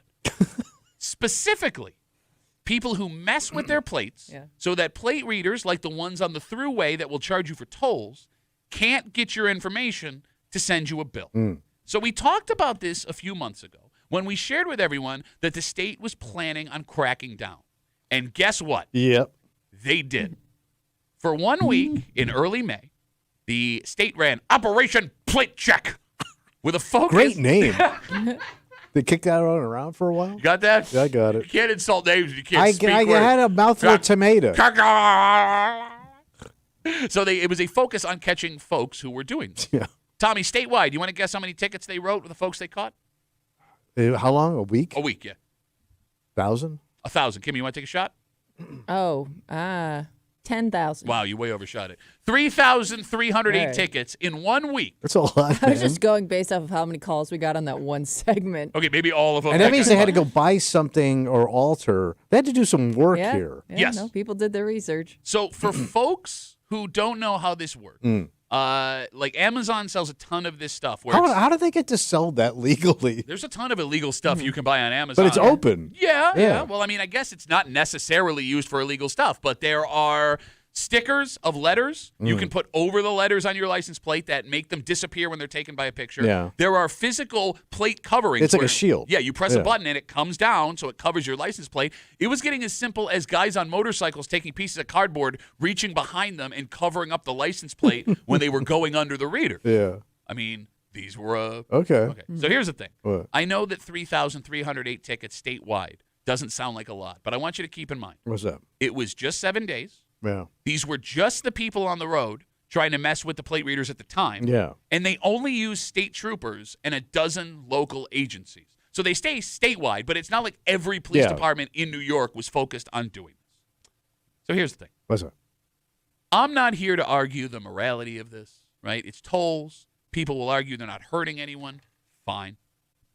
But the arrogance Yes. of this, Tommy, I think is what is alarming. Yeah. You bought stuff to make your numbers non-reflective, whatever. And you thought eventually the They'd state... never find out. I mean, come on! Yes. Right? And you take the same roads all the time. Yeah. That's why you have these things. But there's also a literal photo to document the license plate being gone. Well, right? here's the thing. That's not helping the state because without your license plate, they have no way of identifying who you are. True. That's true. They had to actually get physical police officers to go out, pull these people over, and Yeah. write them tickets after they discovered that they were doing stuff to mess with their plate. Yeah. So that photo, Kimmy, as much as I get where you're coming from, wasn't helping the state at all. I mean, you thought you were going to outsmart an entire system the state of Amazon or the state of New York rolled out with the help of Amazon. Because if you're protesting not paying for the road, that doesn't make any sense. What do you mean? Why don't you want to pay for the road you use so it doesn't collapse on your ass? So I know the calls that are coming in, and the phone number is 252-WCMF, 252-9263. The big argument is going to be two of them. One, other states don't charge for toll roads. Some states. Some don't. states don't. Two, Yeah. the state of New York, when they rolled out the thruway system, it was only supposed to be a 10-year toll, and then it was going to pay for itself. And now they're just extending it to collect tax money from you and me and everybody else. Yeah. But the Okay. tolls aren't new. I guess That's why they're not new. They were only supposed to be every 10 years. But by the way, that's where I don't get the anger comes from because, like, yes, they took the toll booths away. Yeah. It's just a different way of getting your money. But it's almost like people are reacting to it like they all of a sudden implemented the tolls. The tolls have always been there. They're just, like, easier to pay now. Well, there was no way to not pay them before, unless you wanted to blow through the easy pass, in which case you were going to get busted. Yeah. I mean, now you have a way to subvert the toll payment. All right.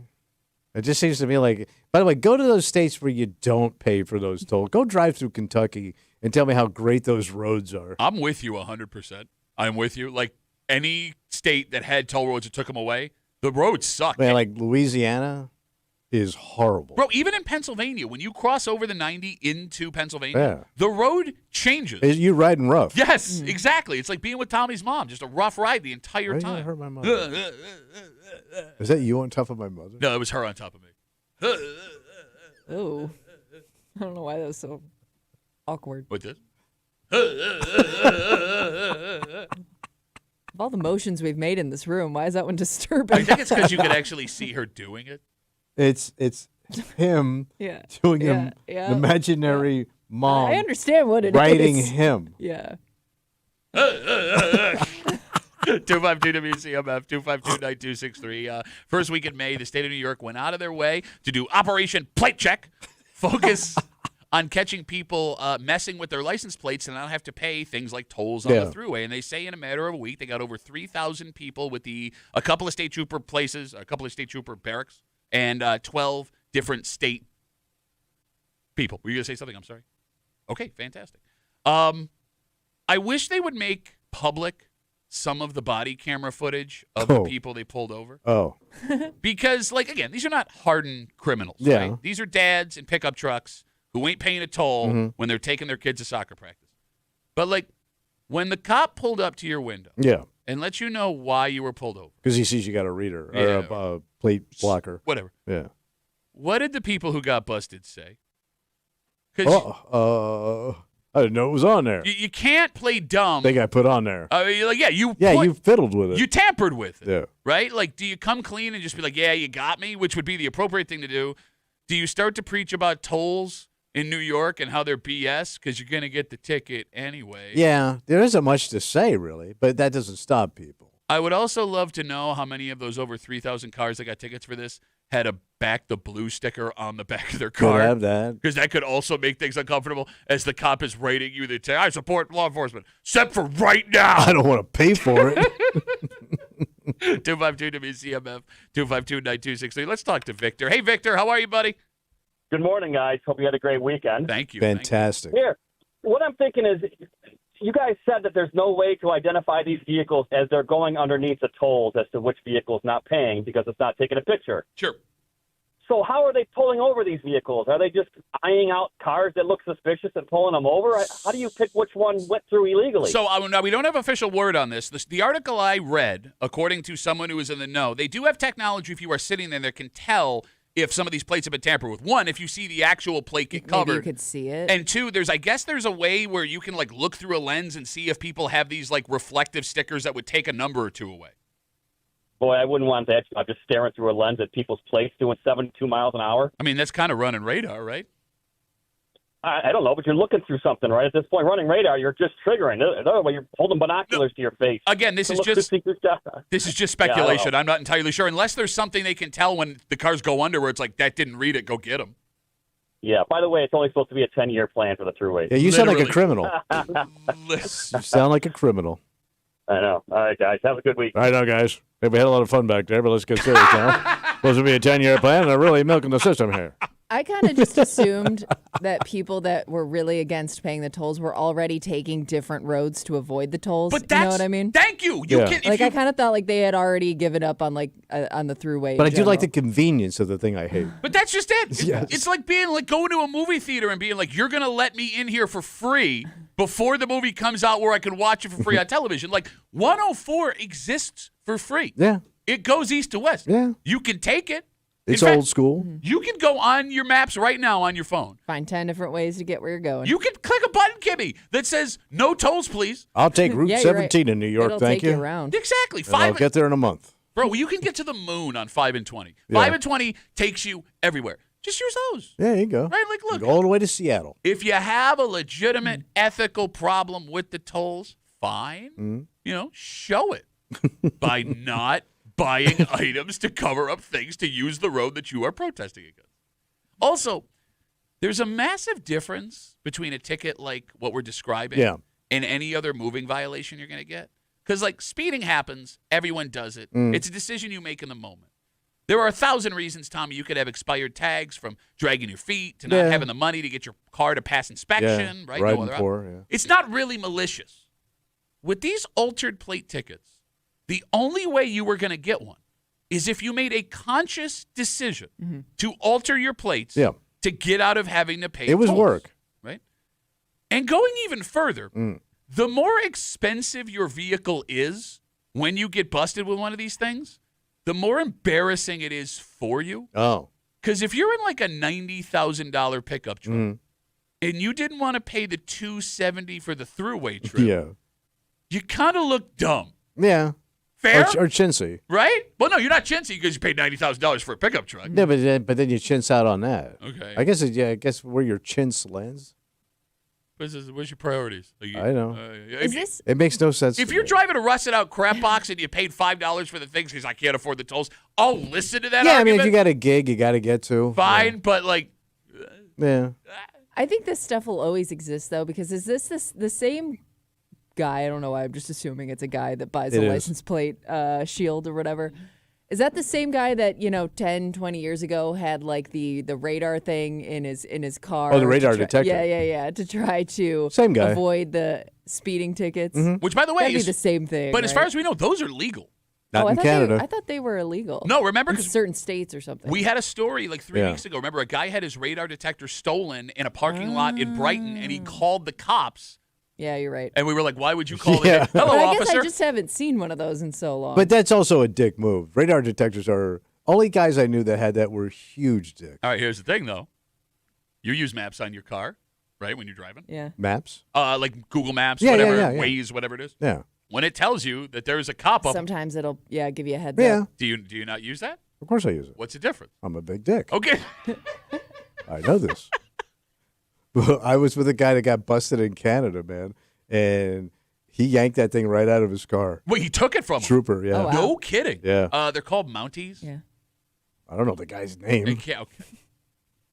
We got folks writing us messages on Instagram coming in. Mike writes us on Instagram. He says, Duffy, there are people who don't know their plates are like this. My brother bought fake numbers and put them on his wife's plate and didn't tell her because he knew she'd say no. Could you Why would you do that, I don't man? know. imagine? Oh God, you got your wife busted, Bro. and she didn't Plus, know and it. she's gonna argue with the Insist. cop, Yeah. She would thinking, be- like, I don't know what you're talking about. Like, think about that. Yeah. She could be getting, like, Yeah. angry, and rightfully Yeah. so. Like, of course I didn't do this, and your husband did did it and didn't tell you. Oh, my God. That could be grounds for like we getting divorced. I agree with you. Like, what else have you done behind my back? No kidding. Why would you not have that? And by the way, if your wife is trying to lead you down the road of don't be a petty criminal for no reason, Yeah. why would you not listen to Yeah, her? don't fight her on it. yeah, don't make her a criminal too. Salt writes us on Instagram, Duffy on WCMF. Even something as simple as a license plate cover or protector can be a ticketable offense, so it was probably easy to see offenders at a glance. I'm also getting people saying there are some of those clear. Oh yeah, it's like a film that goes Yeah. over, but it blurs everything out. Yeah, when you take a picture, it'll blur Yeah. it. So, And you can buy all that stuff. You said on Amazon? oh, yeah, they're all Yeah, over the you place. can- yeah, Connor writes many us. places. I'm going to do the voice I assume Connor would say this in. Tommy made a good point about not paying for the roads you drive on. However, it's not like New York is maintaining them anyways. I think the thruway's pretty well maintained. Pretty smooth, Yeah, I mean, actually. have you ever gotten stuck in the through, in standstill traffic on the thruway? Oh yeah. Yeah, And you have to get out of your car? It is remarkable how smooth that road is. Yeah, it's like carpet. you have to get out of your car. You've never gotten out of your car in Yeah, standstill you get traffic? stuck in there for so long. I don't think so. Really? Yeah, people No, get not out. where Some I people thought go to to, what's like, taking get a out. whiz. Yeah. No, You got kids, you got to take dumps. Done no, it in a so hand? it's still like moving a little tiny bit. No, like there was a time they had to drop. It was a bad accident. Yeah. And they had to like land a helicopter on Oh my the God. But Wow. we were there for like an hour, so I Yeah. was like, yeah, I had to go pee. And I was like, wow, this is I could roller skate on this. All right, let's take a break. Yeah. This is going to be something we've never seen in our lifetime. Wow. It's a new sport in the Olympics. It's coming in L.A. in 2028. Wait, they're going to do it. This is happening. And the NFL sees an opportunity that both the NHL and the NBA took massive advantage of. Yeah. In fact, the reason the NBA is why it is today is because they allowed their players to go do this. But this sport will be a little bit different. I don't see how you do it. What do you mean? Who you playing? The world. The world don't play. We'll get into it. What kind of busted-ass teams are going to be showing How up? have you not heard of this? I've not heard of a team. Name a team. Well, I'm going to tell you all about it next here in the break room. WCMF.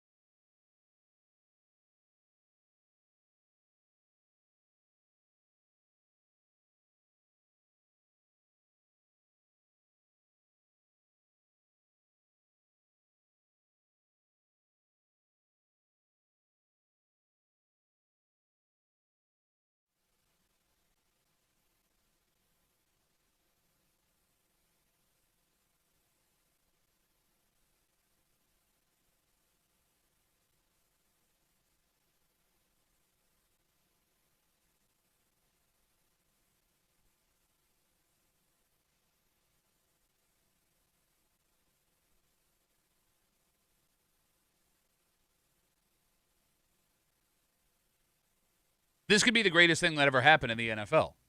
Okay. It would somehow make them more powerful. How much more power do they get? I don't know, man. It is a little bit scary. That being said, it will happen if NFL owners allow it. Oh. You're hanging out in the break room, Rochester's Classic Rock 96.5, WCMF. Okay, we'll jump right into it. Good. You're trying to figure out how NFL players could be involved in the 2028 LA Summer Olympics. They're going to be playing football in the Olympics. They are playing football in the Olympics. It has been confirmed. All right. Yes. And what is your issue? What countries play football that can match up against the NFL? Was it actual football? It is flag football. Oh, for God's sake. Flag, what is that? I thought they were playing football. Flag football. It's like PE. It's pretty exciting. Have you ever watched it? Yeah. Really fast. You know what's really cool? Actual football. Says man who doesn't watch actual football. I watch actual football. You say if I'm going to watch any football, I'm not going to watch flag football. Well, that's who they're looking for. If I'm going to watch any football, they're trying to get you in there. So do they play flag football outside this country? Yes, they do, apparently. Oh. I was unaware of know this either. I mean, obviously, we're the best at it because we invented football, Yeah. right?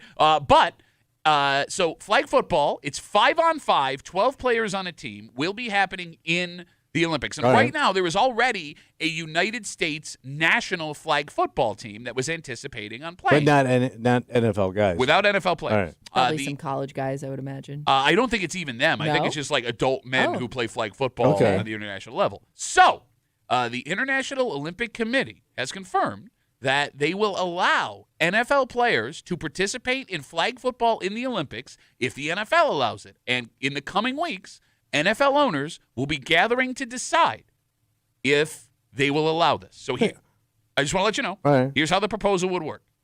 If the owners say yes, each NFL team would be allowed to offer up one player. One chump. Yep, for consideration for the roster. And there are 12 players, like I said, in each roster, so there would be some teams not represented in the Olympics.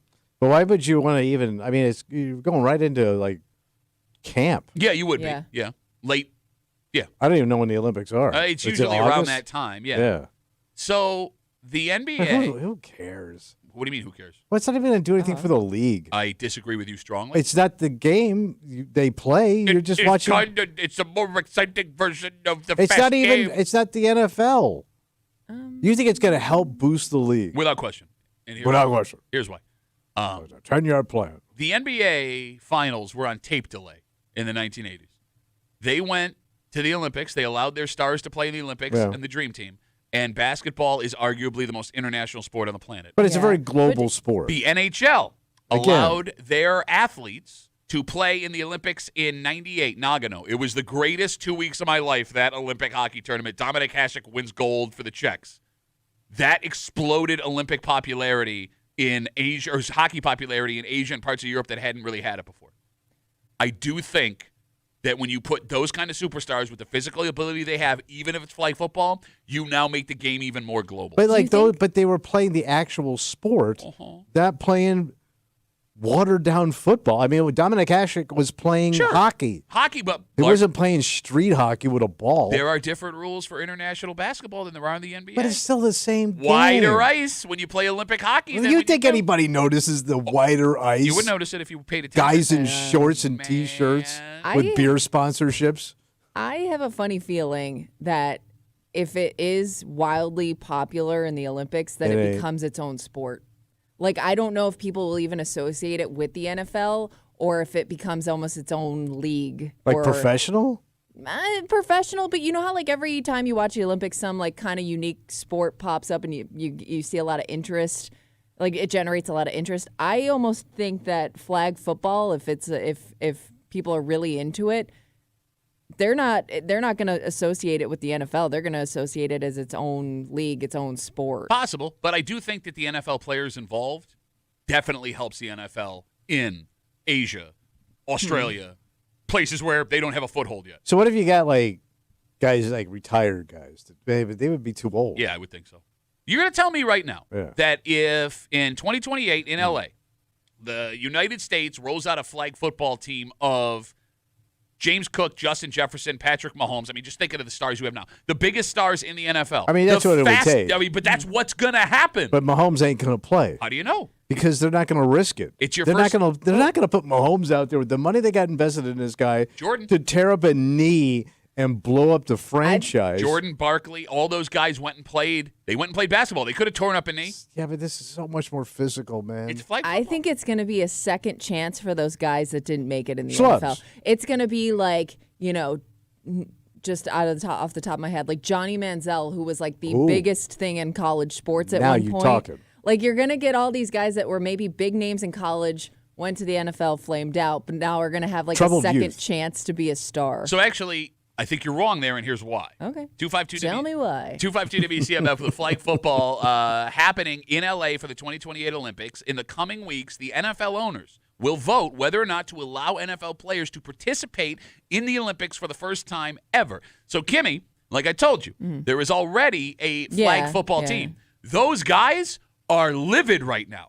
Why? The quarterback for the U.S. national flag football team is on record as saying that he is better than any NFL player they could put back there because he knows how to play this game, not actual regular NFL football. So why aren't they using that guy? Well, because they think that the NFL players, which they would Right, be, but they're bigger would be draw. better. Well, All that right. and I mean, like these guys are world class But athletes. what a watered down brag.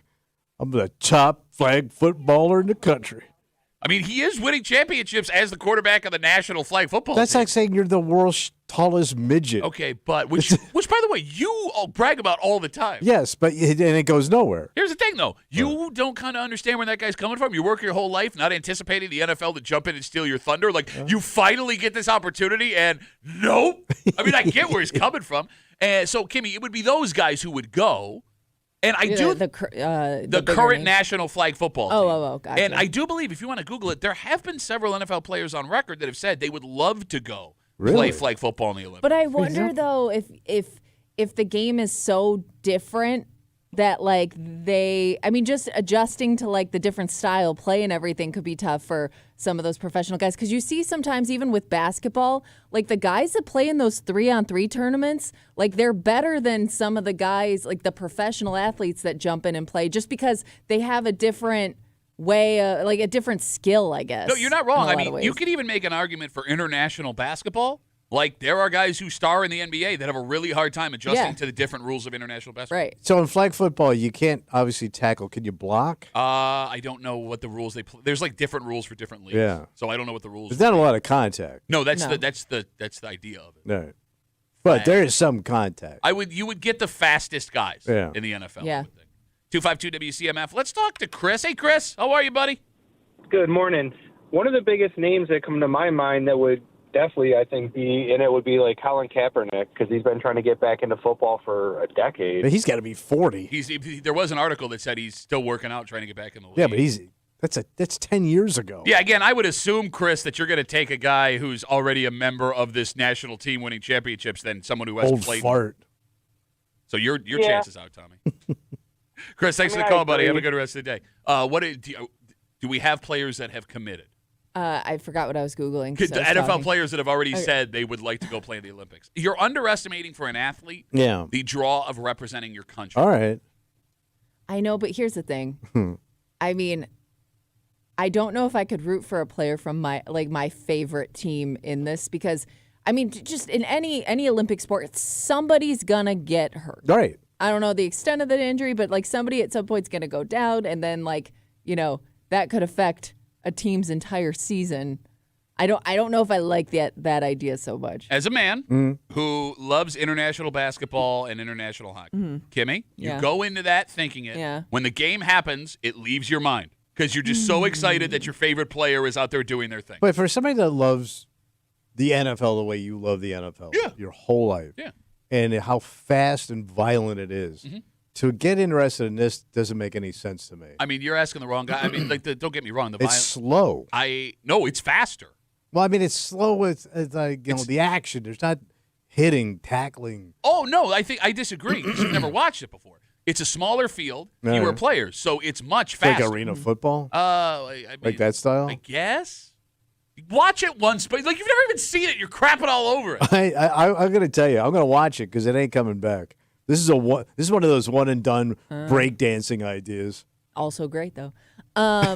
So some of the notable names who have publicly stated their interest include Patrick Mahomes, Tyreek Hill, and Aaron Jones. There you go. Bro, they're just saying that. They're just saying that. I'm telling you, man. Like someone like Mahomes, for example. Let's use him, right? Yeah. The guy's won multiple Super Bowls, Super Bowl MVPs. He's won MVPs. You have a chance to be the first American football player to win a gold effing medal. Look at that. That's a big deal. Hey, once you win a Super Bowl, I could care less about a gold medal. I mean, you know what I mean? Like that's the pinnacle of being an athlete is a Super Bowl. Think about how many guys that went on that dream team in Yeah. '92 already had NBA championships and MVP. They But wanted that gold Super medal. Bowl is so huge in this country compared to those other championships. All right, let's look at LeBron James, for example, right? Like, it was a while before he joined up and played international basketball, right? That guy had MVPs. I can't remember if he had his championship before the first one. But even, like, when they did the Redeem Team, he got everybody together. He wanted that gold medal, and he's done it 3 times now. That gold medal matters. I guess it does. You know what, Pat?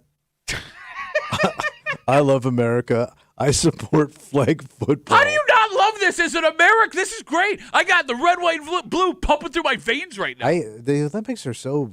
Shut up. Don't you I mean, badmouth the Olympics. I like some of it, but some of them after a while I go, who the hell's watching this shot put douche? Man, I can't wait for him to come. You guys see flag football? Oh my God, it's so cool. Yep. Hey, beat the Gonna Cubans. 252 WCMF. One last call. Let's talk to Jean Marie. Hello, Jean Marie.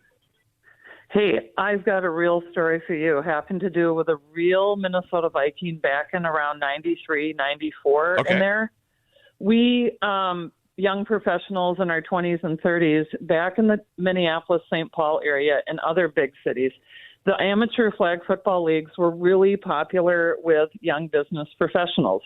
They went on Sunday mornings, and it was like, kind of like their church, okay? Okay. Well, Darren Nelson, somebody thought it was a great idea to have Darren Nelson, who used to be a Minnesota Viking, be on our flag football league. And it was lame. You know why? Because when they started passing the ball over to him, it was just like stupid. And so, no, they want to have a flag football league. I mean, some of these people have egos, and he thought it was cool, and everybody's like, don't ever invite that dude back. Okay, so you do see the difference, Jean Marie. I understand your frustration between Minnesota Rec League flag football and the pinnacle of athletics in the Olympic Games. Right. Okay. I still think that the Vikings and all these other players, I think you know what? We have too many things. It just goes along. Listen, you got all these guys that want to be in women's sports because they didn't make it in the guys' sports.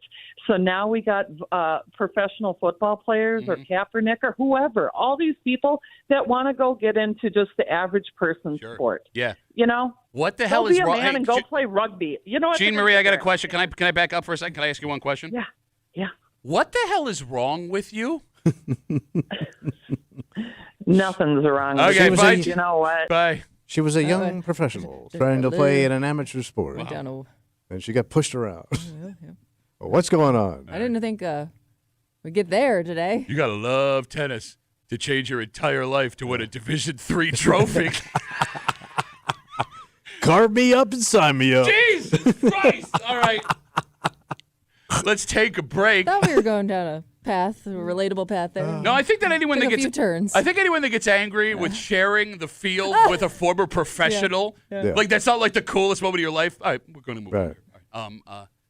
This is no longer allowed in New York State. Oh, Kids this age and under will no longer allowed to be having this gig. oh, it's a gig. Well, it's funny. This gig doesn't exist anymore. Period. Oh, so But- what are they doing? I'll explain everything. All right. But Kimmy, it does shine a light on there may not be anything kids of this age can do to make money anymore. I don't know what the standard Oh. job is anymore. And we'll get into it next here in the break room on CMF.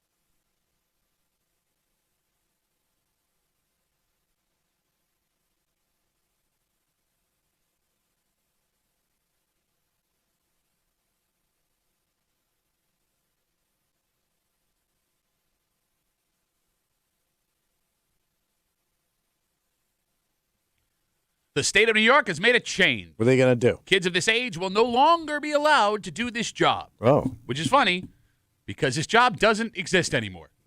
But even past that, Yeah. this new law puts a spotlight on what is a not so great truth for parents. Uh-oh. There isn't really anything a kid can do at this age anymore to go make their own money. Oh. You're hanging out in the break room, Rochester's Classic Rock, 96.5. WCMF. Late last week, the state of New York decided kids under the age of 14 are no longer allowed to have paper routes. Oh. Okay. So it turns out there was an exception to child labor laws that let kids as young as 11 have those paper routes for decades. Yeah. Now, in an effort to align the law across the board for every job, 14 is the minimum age. All right. Not that it matters. Yeah. Because, I again, don't know where that exists. when is the last time you saw a kid delivering newspapers? God. Yeah, and usually the people that were delivering were adults in cars Yep. Yeah. in the middle of the night. Oh, it gets even more fractured Yeah. because, I mean, forget the fact that subscriptions are down and everything, right? Kids used to have these jobs, Tommy, to deliver the afternoon edition Oh, yeah. of the newspaper. The Times Junior, yeah. Yep, that's right, people under 40. There used to be 2 papers printed a day. Yeah, we were a two-paper town. Man, I was like 8 when they pulled the afternoon time, edition. yeah. Yeah. So this change in New York State affects no one at all. But it does shine a light on something. What's up? Tommy, there is like nothing a kid under 14 can do now to make their own money. Well, yeah, here's the problem. Too young to babysit. Well, you're forcing these kids to move to Florida, where you can do every job at 14. Well, you're right. They're going to be a pretty good overnight security guard. I mean, they got roofers, people working at the sawmill, I mean, Kimmy, you're right. With cutting sugar cane. the standard will be babysitting, but you're Yeah. too young to do that. Yeah. Mowing lawns, right? Lawn Which service. is super dangerous. It is, but I remember at that age going Yeah. out 11, Yeah. 12. Middle school kids. Lawn services, they offer really competitive rates now, Yeah. and there are 1,000 of them in the area. Not to mention, with lawn culture the way it is now, thanks to this dick and guys like him, I don't know how many folks would even let a middle schooler touch their lawn. I'm not letting a kid near my lawn. Same thing can be said for shoveling driveways. If you don't have a snow blower, you may have a plow service. Yeah. And even there, it's not like snow the last couple of years is getting any kids rich. There's been barely any of it. Maybe raking leaves is still an option, but that's a short period of time. Yeah, and backbreaking. 252 WCMF, 252-9263. What the hell is left for an 11 to 14, 15-year-old kid to earn their own money with? But do kids at that age now have the time? Like your daughters are completely filled, like their schedules. Yeah, great Even question. in the summer. That's a great question. So how many kids now are so active, would they even have the time to just take a job like that? So, like, here's the thing. With the newspaper delivery, you're right. That would wipe that out for Right. most Yeah. kids. That'd be but tough. what's great about the mowing the lawns or the shoveling the snow is if you have a couple hours, you can Yeah. just go out and make a little bit of money. Right. That option doesn't exist for my kids. Can you think of a single Yeah. thing? I mean, other than, you pay your kids to do work around the house. But that's coming out of my pocket. Yeah. So I can't think of something that your kid can jump into and, be paid by neighbors or friends or something. this sucks so hard for parents. Yeah. Because 11 to 14 is the age where you can start to teach your kids about the value of a dollar. Yeah. And Tommy, it's not like the kid was going to make enough money to buy like their own school clothes or a new bike. No. But $20 here and there that you didn't have to give them for whatever. Yeah, because everything else is going to be an allowance that you got to pay. Exactly. It's coming out of your ass. And it's way more expensive to raise an 11 to 14-year-old now than it was when we were growing up. Could you at least do stuff for like relatives? Just keep it in the family. Okay, but now what? I'm going to go make my brother give my kid money? My mom, my dad? Clean house. If my daughter went and mowed my dad's lawn, she'd have to send it to collections. I mean, you can clean Hello, Mr. Dovey. It's Compu Debt Incorporated calling on behalf of Stella. I don't know that. You're right. They're screwed. Because like, here's the thing. It's also kind of sweet. What do you mean? I mean, just be a kid. But being a kid, part of being a kid was having those like Yeah. little jobs you got to do, right? Yeah, like true. I mean, look, it sucked at the time. Yeah. But you look back on it now, like those were the best days of our lives. You're true. Getting $10 for mowing a lawn, Mm-hmm. spending it all on Reese's peanut butter cups. 252 WCMF. All right, here we go. Reese's and a dream. So, As we tell you that kids under 14 are no longer allowed to have paper routes in the state of New York. Yeah. And we are discovering that there's nothing left for an 11-year-old to 14-year-old to do to make their own money. There are people who disagree. Old school folks. All right. A man who managed to make his way back into this great country of ours. Teddy, welcome back, buddy. Thank you. How are you guys? Great, man. How you been? I'm still on the jet lag right now. So why'd you call? What do you got, I'm buddy? not talking to you, Tommy. I'm talking to somebody else.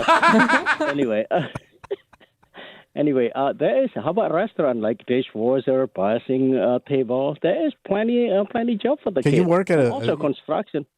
construction at what? 14? No, okay, Teddy, we're talking Tommy, I'm about. not What do you talking to build the Tommy. dam in the 30s? Teddy, we're talking.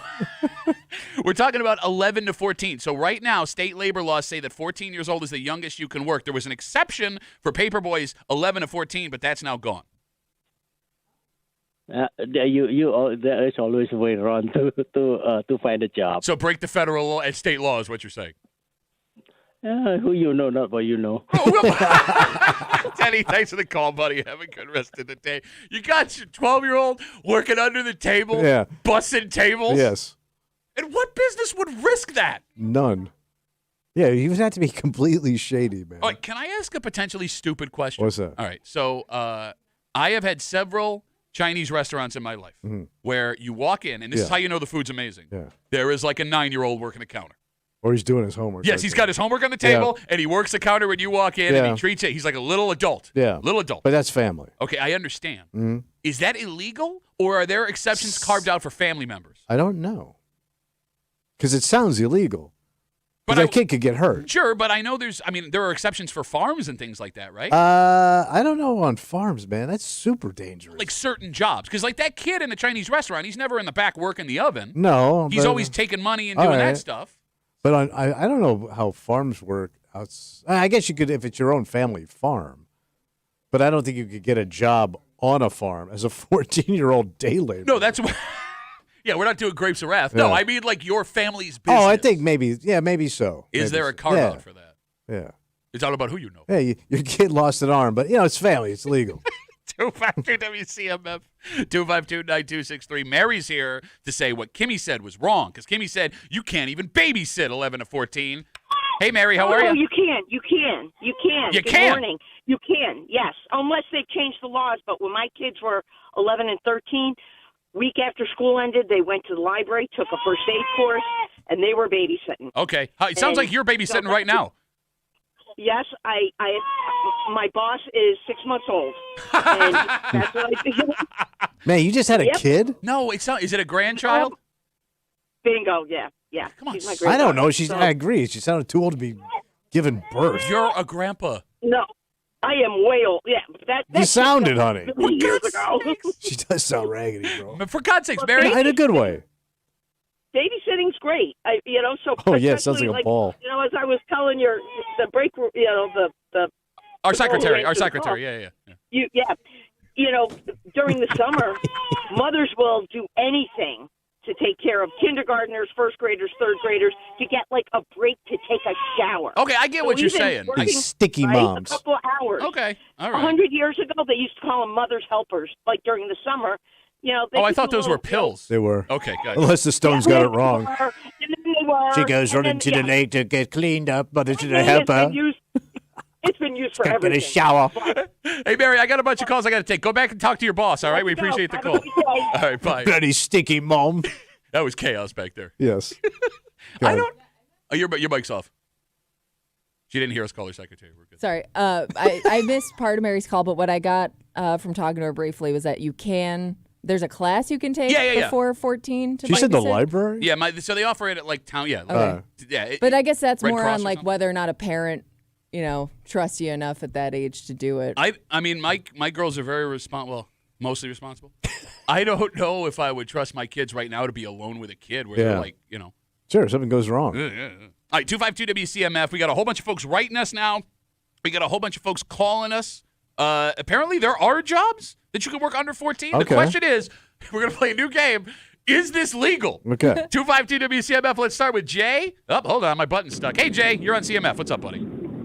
Morning, boys. Yep. So my buddy's son is 12, and he makes more than my friend does doing streaming on Twitch. Okay, well, yeah, because nobody okay. What does he do at 12? Oh, he streams on Twitch. He streams and must be sponsored or something. And he makes more than his dad does. I love how, if you were watching the live stream right now, Tommy's face is going to fold in on itself because he has no idea what is happening. So what does he do? He's an I'm gonna have to influencer? go back and watch now.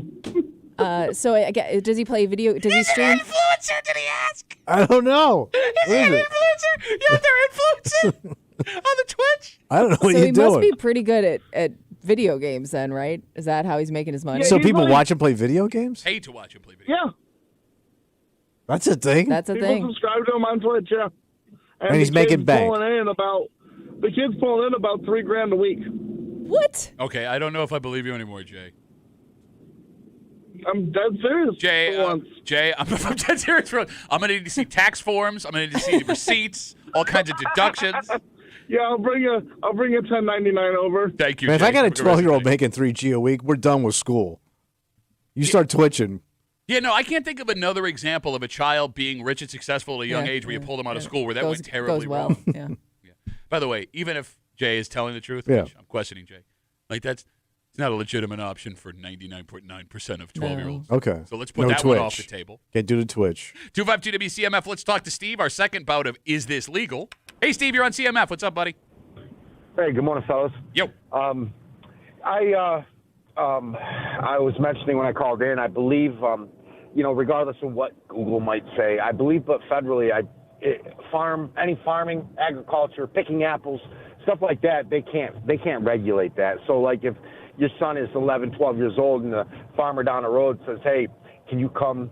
You want to come to work? You can work 3 hours in the afternoon. You can feed the cows before we come through and milk them professionally, or so on. Okay. You want to come and shovel some horse manure? You want to pick apples? I got apples that got to be picked. Not climbing ladders and stuff, but they do drops like cider apples are all on the ground. You pick them up with a bucket, throw them in a bin. All right, so what you're saying then, like that. Steve, what you're saying is like you can find someone to do it, but like it would be illegal technically while they were doing it. I don't think it's illegal. I don't think it's illegal for farmers to have To milk a 12-year-old cow. No, he said not. He said picking up apples off the ground. Tommy. No, there's things on the farm itself that they can come and do, and they can actually be hired to do it. Like I said, it's like feeding the cows, or because you're feeding them, cups feeding, of certain kinds of grains and stuff like that while they're locked in their stall. Picking apples in October, Okay. that's legal. They can go and not picking apples like fresh fruit, like you have Your strawberries I or can't your say that word, blueberries. but you have. Or your raspberries. Yeah, Steve, you're flying off. We're going to let you go, buddy. Get back control. He's Get going to control name of that everything plane. on a farm. Bye, Steve. So, Tractor maintenance. Here we ask, Yeah. is Steve's suggestions legal? Kimmy. Well, I'm thinking if it's more along the lines of like shoveling somebody's driveway or raking leaves, like it's a kid like looking for work from somebody. Under the T. Yeah. Is it illegal? Is it legal, I Tommy? don't think it's gonna. I'm gonna say it's probably not actually legal. Probably not. You want to Google if there's an exception in New York State for agriculture, what age is? Because I guess he could get into dope transportation on his bicycle. He could Weed shopping. He could be a neighborhood lookout too. I hear that pays pretty good. Okay. In New York, a 12-year-old can participate in hand harvesting berries, fruits, and vegetables with a permit and Okay. parental consent. Okay. Or, a 12 to pretty good. 15-year-old can work on farms outside of school hours with a permit. That's weird because I thought you had to be over 21 for hand harvesting because, your mother waited until over 21 and she was one of the best hand harvesters this side of the Mississippi. Just harvested all that seed from all those hardworking farmers. Remember her nickname? It was Edie. Oh! Old seed harvested Edie. I can't. Are you all right? No. Are you drooling? Oh, God, a little bit. So is your mom. We're going to finish it up. We can set him up. We're going to finish it up on Facebook as we talk about how, at least according to the story, it was 14 and over for all jobs. Apparently, we have a carve-out for agriculture. John writes us, you guys haven't even said the worst part. The worst part? These jobs keep kids of that age out of trouble and getting into mischief. Okay, I get where he's coming from. Okay. But they're also losing their childhood, man. I do think that having like a non-serious job is part of... Well, yeah. I mean, I mowed lawns at 12. You mowed lawns at, well, no, you were a rich ass, spoiled ass, bitch ass kid. Most everybody but Tommy was out. My first job I was 14. Okay. But you had a job. That was at the TV station. Yeah, that's like a job. It was cool. But I think a 12-year-old should go have some goddamn summer fun. Yeah, go have summer fun. Take an hour a week to go mow a couple lawns. And then pick some blueberries. Milk that cow, son. All right, let's take a break. She's a kicker. We are super late. We're not campers. No, look at us. Drinking's a pretty big part of the camping culture, right? It's about the whole thing. Okay. Because there is a story that is coming from a town east of us that you and I know well. Oh, yeah. From all the jokes we told out there. And I'm dying to know if this man, what he's accused of, if he was even staying at this place where the alleged crime happened. And we'll get to it next here in the break room. WCMF.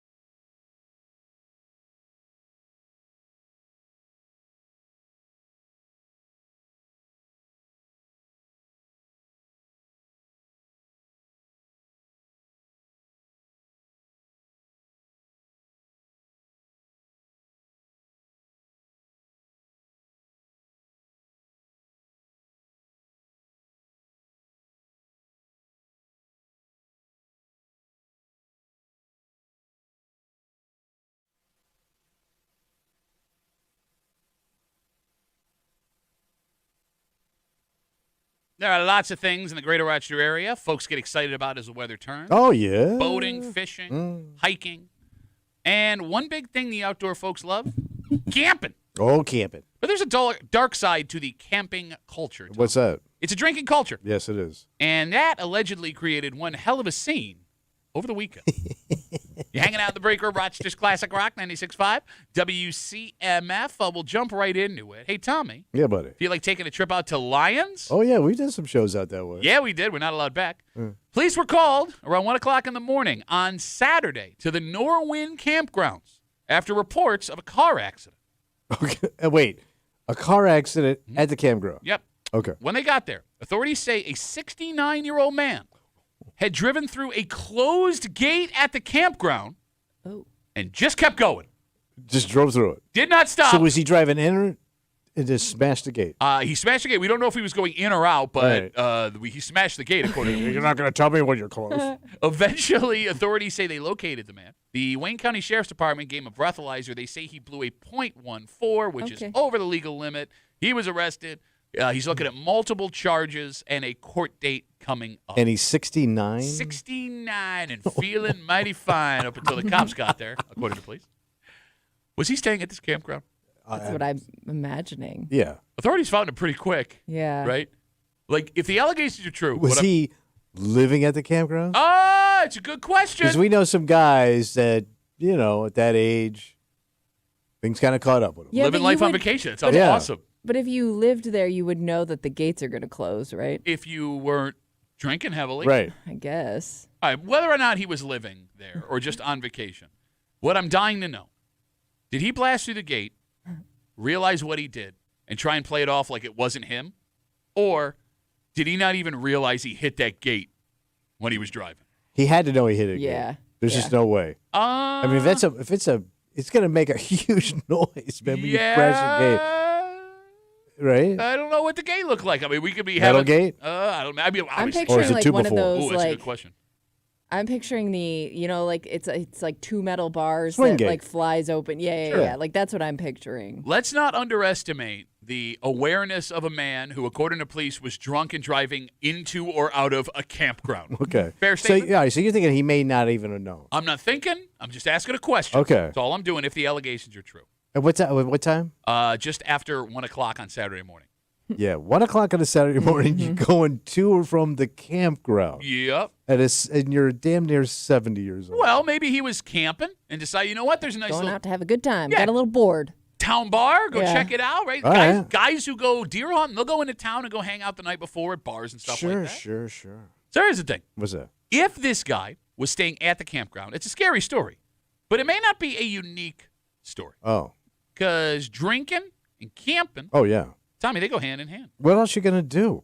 Well, once the day winds down, there's nothing to do but tie one on. Yeah.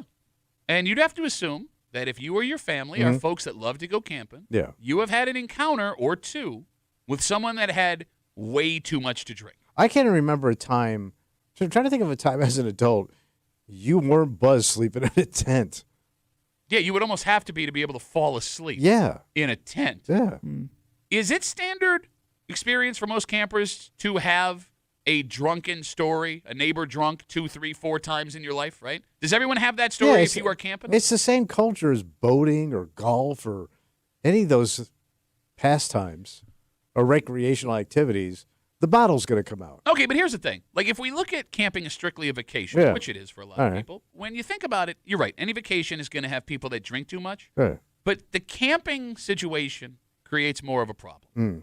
Because if I'm staying in a hotel, Yeah. I've got my own room. Yeah. I can lock the door. I can shut the world out. It's no big deal. Yeah. If there is someone in that hallway or next door that is drunk, the danger that I am facing, slim to none. Yeah. If I'm camped next to somebody that has had too many, Can't find their own tent. I mean, Kimmy, there's no way to get away from that No. person, right? I mean, Yeah. maybe if you have an RV, you can lock the RV, Yeah, but you you're own right. that sucker. If that gets damaged, that's on you. Right. And if you're in a tent, I mean, you have a You're stuck. Yeah, and you have a thin piece of fabric separating you and this drunk, right? Yeah. Drunk or just being around somebody who's obnoxious for that entire time you're there. You can't go anywhere. Nope, No. you're stuck. Or pack up and leave. Yeah. What the hell are you supposed to do? Oh, no, you're stuck. 252 WCMF, 252-9263. Like, is there standard procedure for campers who get stuck next to a group that is partied way too Yeah, hard? like if you have complaints, is there somebody to complain to? The park ranger? Like, can they do something about it? I don't. If they're playing music all night, I would assume like there have to have some procedures for, laying down some of the rules, right? Unless you go into camp and knowing, like, this is something that could happen. Like, no one would be upset at a Bills tailgate. Hey, you're playing your music too loud next to me. I mean, you're trying to sleep. Right. It's 1 o'clock in the morning, man. Yeah, but, I mean, maybe you knew what you were getting into when you came to this campground. I don't know. I'm not a camper. Yeah, that's just why I always thought camping sucked, because you don't know who you're going to get next to you. To your point. It's a roulette wheel. Right? And, like, again, maybe people that do this are into that lifestyle, so it's not that big a deal. But I would think if I had, like, But I kids would think, like, to your point, like, there are more, like, family-friendly campgrounds and maybe But even more those can go bad. Yeah. I told you a story, man, where guy was out walking his dog and got run over by a drunk kid on a golf cart. Legit. He went back for round 2, though. Yeah, he did. But that happens. I was like, that happens at a campground. I mean, look, if Yogi Bear is anywhere on the premises, does that mean I'm safe to bring my kids and I'm not going to get some drunkard sleeping next to me all night long? No. Well, I don't know. It's Because got even a dad can get into the booze. Yeah, I guess he you're ain't right. driving, and the kids are asleep, and she's got it. She hasn't had anything to drink. She's only had a few. Oh yeah, I've been driving all day. I mean, camping has to be the vacation where you're going to encounter. Well, no. Is camping the vacation where you will encounter the most drunks face to face? 252 WCMF. It's got to be up there as far as a vacation. All right, Outside of like some place where it's all unlimited alcohol. Okay, so let's talk about this. All inclusive. Are you going to run into more drunks at an all inclusive than you are at a campground? All inclusive. Okay. Yeah. All inclusive is nothing but, and you'll see Unlimited. mom and dad drunk with kids. You got to drink your money's worth. But you'll see kids and drunk parents. Okay. Because I had a conversation with a drunk dad in an elevator with his kid. What about cruise? More or less drunker? Same thing. Okay. So that's just open water and drinking. Okay. What about anywhere like Nashville or Vegas? Like, what other cities are known for? Like, there's more drunks there. Oh, right? you got Miami's big. Any southern city really now is a drunken destination. Okay, for God's sakes, now you're It starting to is. sound like an old man. Well, look at Nashville, right? Yeah, one. Atlanta, full of clubs. I don't know if Atlanta, like, people go to get drunk in Atlanta. But it's full of clubs. I understand that every city you can find a place to get drunk, but Nashville, Vegas, I'll give you Miami. New Orleans. People go to party. Okay, New Orleans is another one. Right. Any coastal city in the South is a drinking destination. Okay. Mobile, Jacksonville. Mobile, nobody. Hey, where you going this weekend? I'm going to Mobile for a party. I'm taking a plane to Mobile. Mobile is sneaky fun. I'm not saying that you can't go have a good time. I'm saying I've never met a person in my life who says, I'm going to have a crazy good time in Mobile, Alabama. All right, I'm going to give you the city that is the biggest drunken pit on the planet. Okay. Tampa. That is rough pit drinking. Again, yes, there were people having a good time, but nobody goes on vacation to Tampa Yeah, they do. to get after it. What, to go see the aquarium and the one Hooters that's still open? They got the amusement park there, Busch Gardens. Okay. Oh, I thought that was where your mom lived. My mom lives in her own bush. But what? No, it was. She shows You her go bush. through her bush She shows her bush. to get to the roller coaster called the Echo. So the bush. So the roller coaster. So my mother's vagina is so wide it can take Florida tourism. Yes. All right. Yes. Yeah. As a roller coaster. Yeah, you got it. All right. Did you know Walt Disney Kimmy studied Tommy's mom's genitals before he opened up the Magic Kingdom in Orlando? They didn't go with my mom. Yeah, I was going to say, do you want a follow-up question for that, or is that the joke? 252 WCMF. We're talking about this 69-year-old man who allegedly drunkenly drove through a closed gate at a campground out in Lyons. And we're talking about the drinking culture involved in camping. Let's talk to Kelly. Hey, Kelly. How are you? Good. How are you? Good. What do you got for us? So I actually live in a campground with my family 24/7. Okay. Can I stop you real quick? How did that happen? Yeah. Daddy don't pay his bills. No, we actually have a full-on house. Like there's a whole bunch of houses in this campground that we live in. Okay. And we have seasonal campers that come in every single year.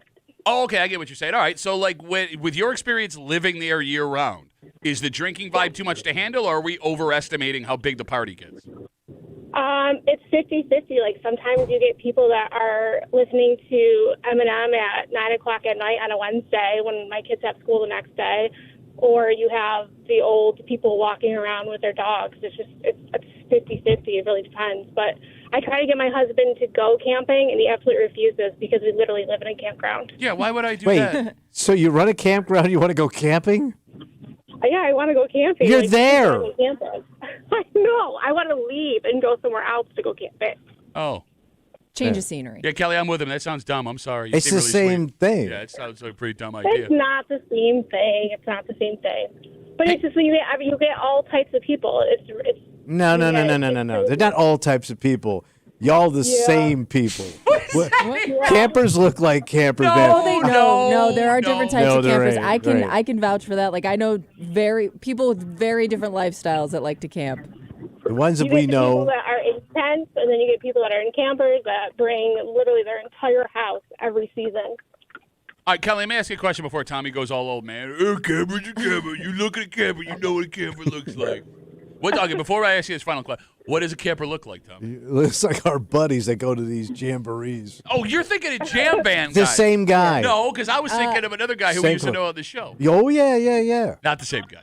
Kind of. I can't go into too much detail because I don't want to get kicked out. Understood. So, like, if someone's partying too hard on a Wednesday night at like 9, 10 o'clock, is there someone you can call, or you just got to live with it? It depends. It depends if you really want to like make a huge ruckus about it. But there are people that you can call. Will they listen? I don't know. Camp Cup.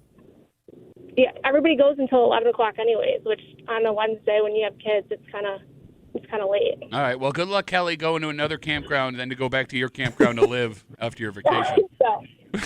Have a good day, Kelly. Bye.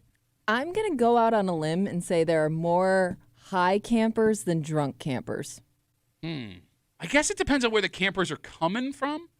I get what you're saying because Yeah, you burn one sitting around after you eat. Understood, but eat some more. There are some cultures where alcohol is the more prominent. Because it kind of started that way. Yeah, road to intoxication, right? I don't know. Maybe. I mean, Kimmy is wearing a puffy vest, which is the international sign of I get high.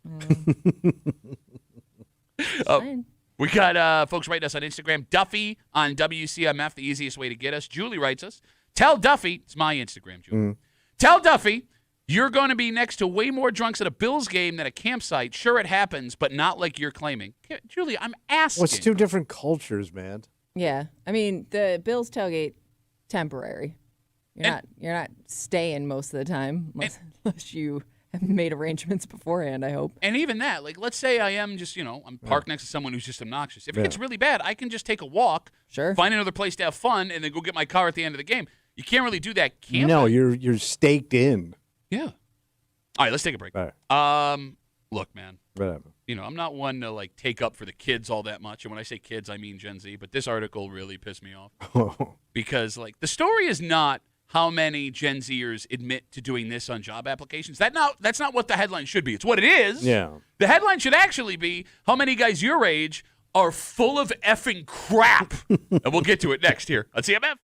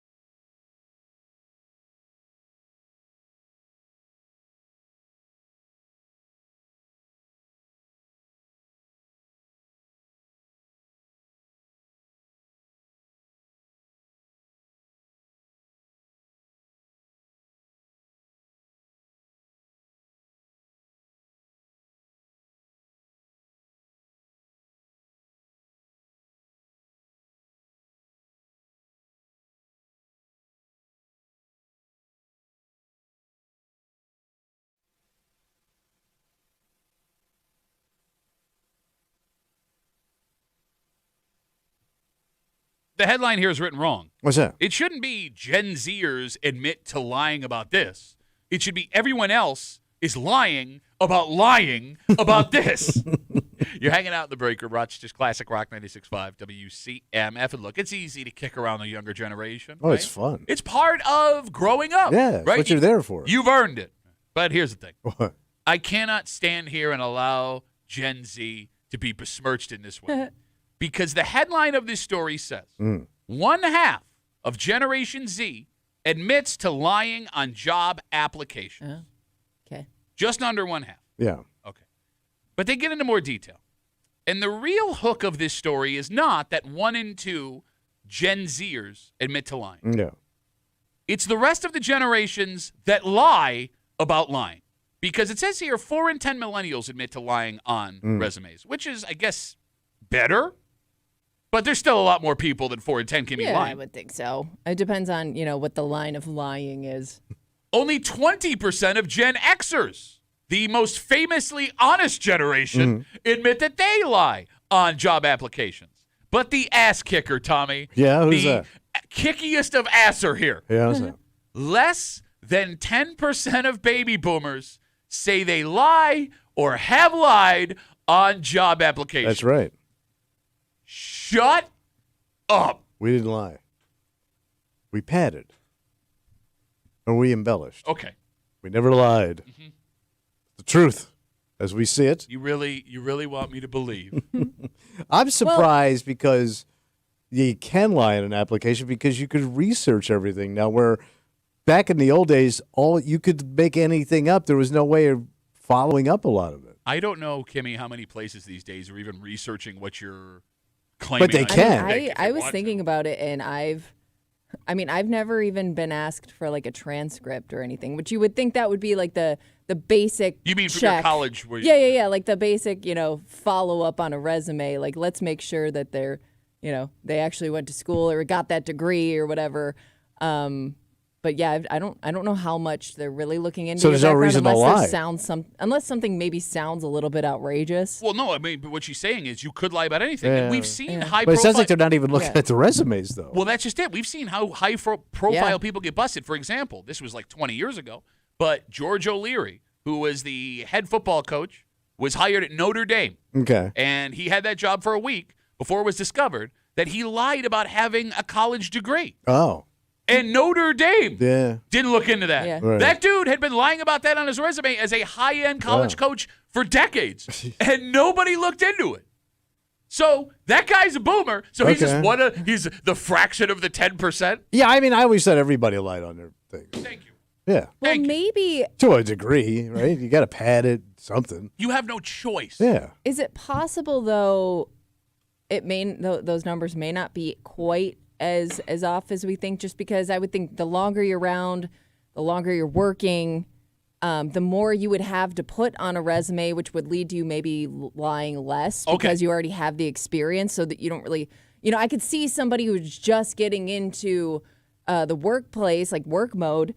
They may have to pad some things just to make themselves stand out because they don't have any experience. That's a valid question. However, the way the question was written, again, with 1/2 of Generation Z admitting they lie on job applications as compared to under 1 in 10 of baby boomers, the question, Kimmy, was, do you or have you lied on job applications? Gotcha. And if you find me a person that has never lied on a job application without nepotism, you will show me a liar or someone who has never gotten a job in their life. Yeah. And it's so easy for like boomers to be like, never ever, because I'm not going to be able to go find your job application for Xerox in 1976. Yeah, some of these businesses don't even exist anymore. Some of these colleges don't even exist anymore. That's also true. Like the stores that I worked in the grocery business are no longer. There you Like go. the building's gone. Like, if you wanted to get back into the game right now and go apply at Tops as a meat cutter, you could say that you ran the Winn-Dixie Quick Check meat department for 10 There's years. no proof. Exactly. It's all gone. The further in the past it is, the more I would think you may yourself even believe that you did have those things. Yeah, you lie long enough. You believe the lie. Okay, so that it's not lying if you believe the lie? Well, Still a lie. It's a less of a lie. You bring up something interesting, Kimmy. Not only do these businesses not exist anymore, there are colleges that don't exist anymore. For example, what was that one that was down the street from College of St. Rose, the one in Oh, yeah, Albany. No, there's one in yeah. Albany. There's that one with the American Girl doll town too. What the hell was that name? Oh. Doesn't matter. Ava? No. So like the whole college is gone. Am I allowed? I mean, how would they be able to trace if I'm lying about having a degree from that college? Serious question. Is Well, there a I way? mean, there'll be records somewhere that you Yeah. went. Where? So this actually just happened to my sister-in-law. Her college closed, and I think my husband asked about that because he was like, if you need to get like a transcript or something to prove that you went there, how would you do it if they don't have an office? And there is still some way, I guess, that she can access that. I don't know for how long. But let's say, because Right. I would have. Don't worry about it. We're late. If I graduated high school in 2004, Right. so I would have graduated college in 2008. College of St. Rose out of Albany. Let's use that as an example. And it's no longer. It's not there. I had a girlfriend that Yeah. went to school at SUNY Albany. I'm familiar with the place.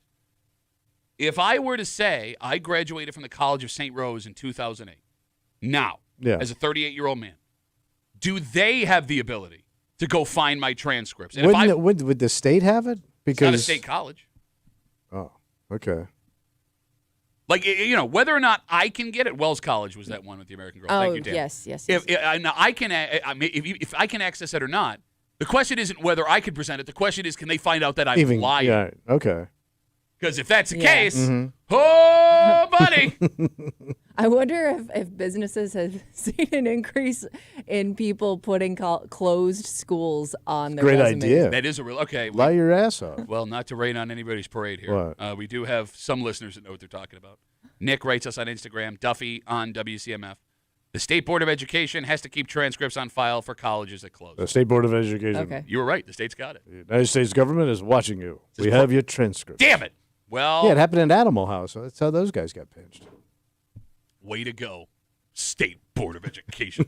All right, let's take a break. Okay. All right, first off, we got something to give you here.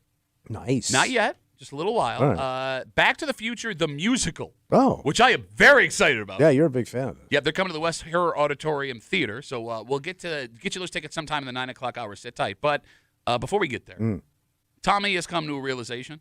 I'm surprised at your age it took you this long to figure this out. Yeah.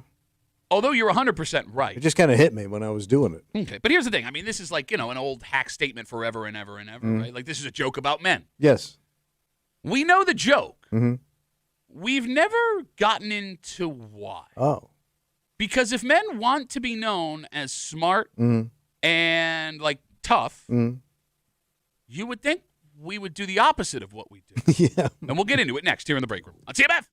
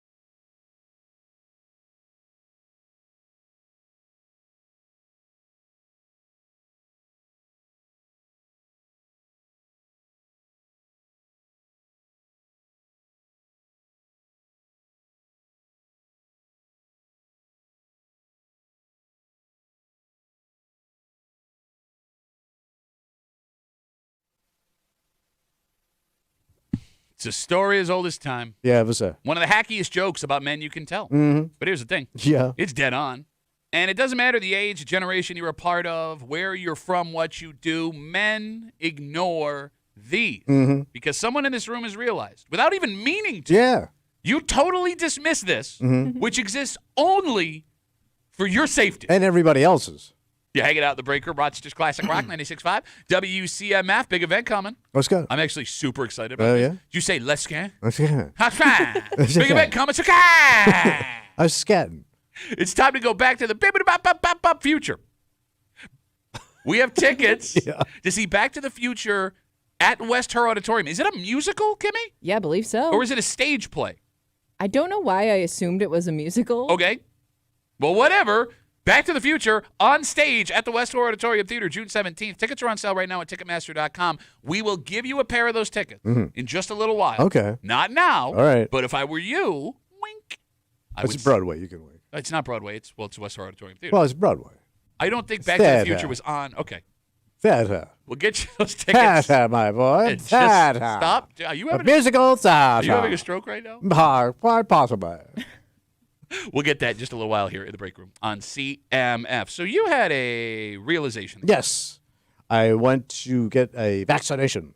Okay. I had to get a shot. And I get it, my wife was at the pharmacy.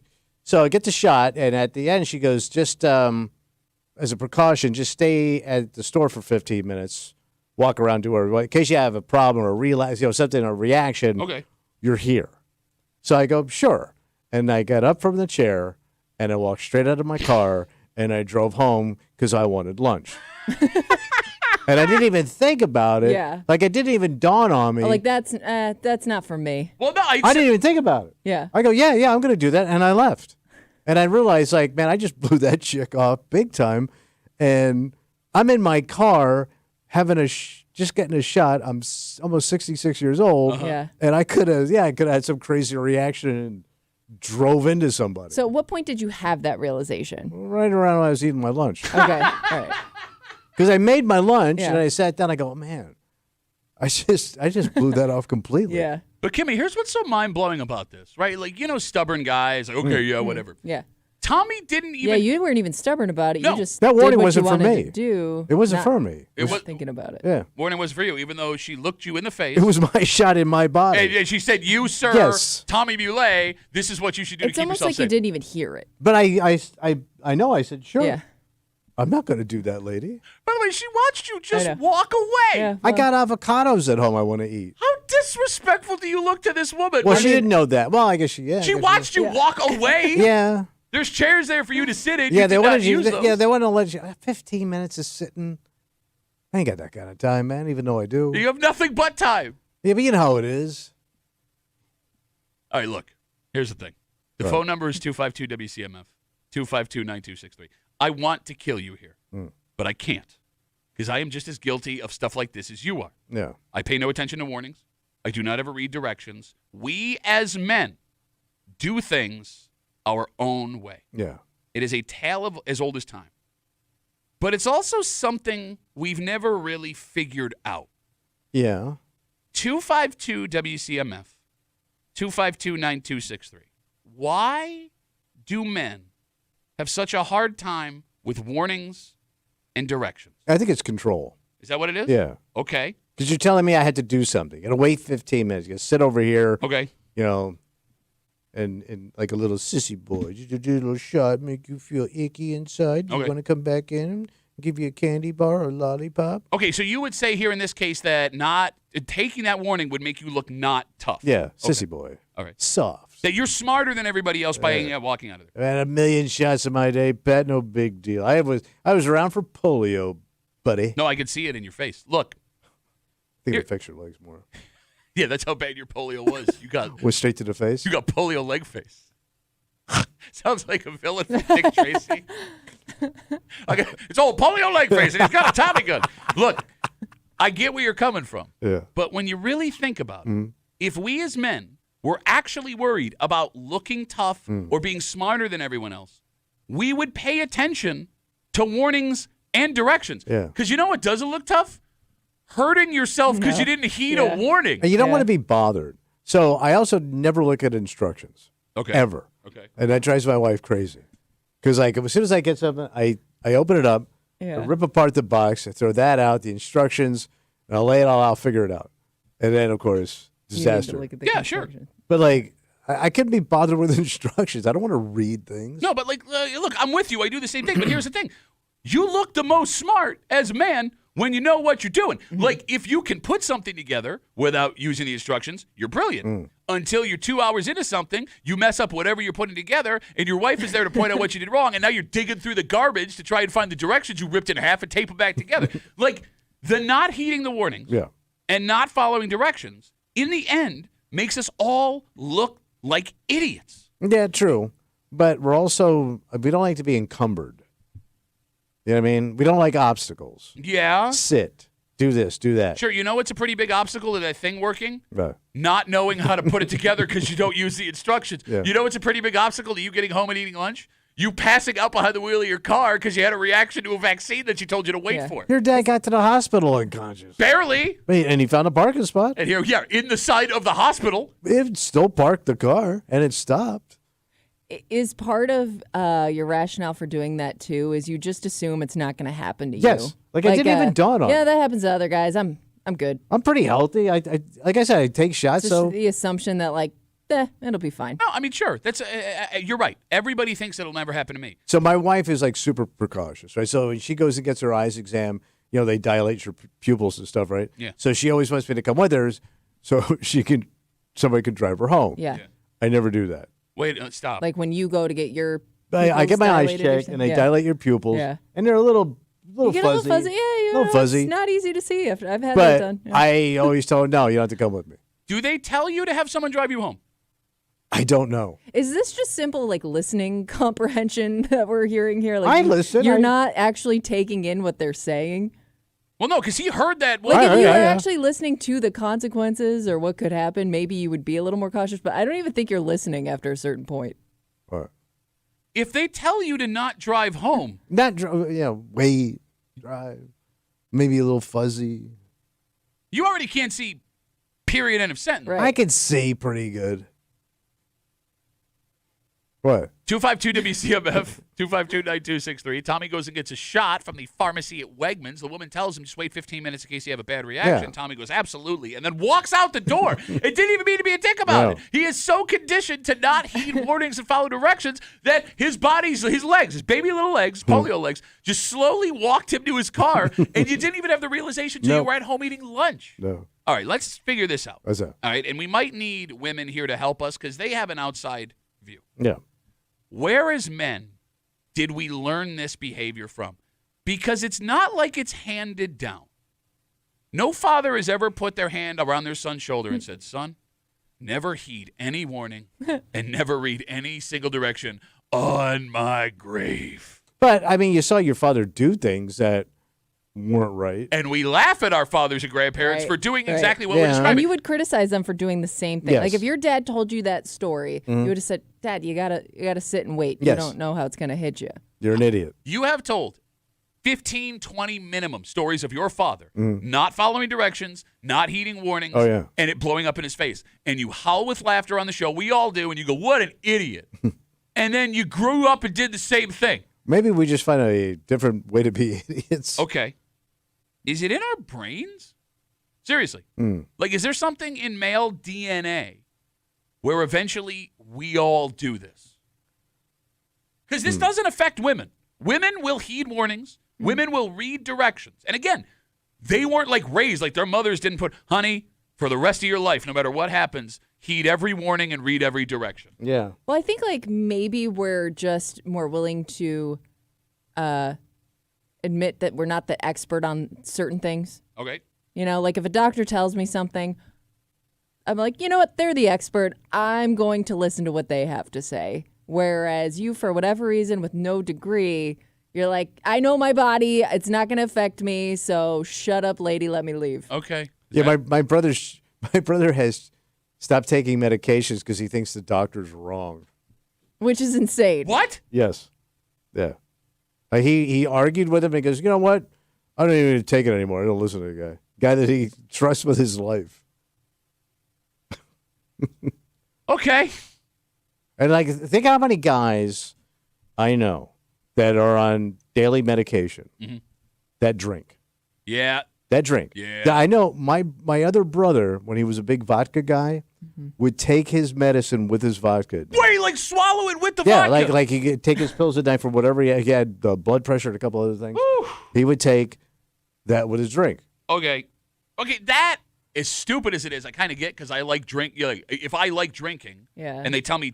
But it's pharmaceuticals. I mean, it's doing things to your body, It's man. stupid, man. It's a stupid thing to do. But I also understand, like, the grip of addiction, and I don't want to give this up. So when my brother had to go get his colonoscopy, you had to drink that god-awful ass bomb the night before, and it just cleans your ass out. And he was mixing it with booze to get it down. And he goes, it's not that bad if you add. He was basically making an old-fashioned ass bomb. What is he, a British soldier in the early 1900s trying to get the malaria? What is he doing? He goes, I got it down. It wasn't so chalky. Did he tell the doctors this? No, he told me. Oh, my God. Because I was going through it, and he goes, put some scotch in it, man. It goes down quicker. Okay. And I don't know what that does to your, to your butt channel. Your butt channel. Well, the channel where everything comes out. No, There's the brown track. Spectrum changed what we get for with our package, so I what do you lost get the now? butt channel. I don't have it anymore. But so it's that brown track. Does it also surprises me sometimes too when it comes to you guys taking warnings, because you'll blindly trust a buddy that gives you the worst advice ever, and you will heed that guy's warning or what that guy says, but like the doctor tells you something and you're like, nah. Yeah. I mean, part of that I think is your buddies telling you what you want. My old man was handing out maybe that's part Viagra of at a cocktail party. Yeah.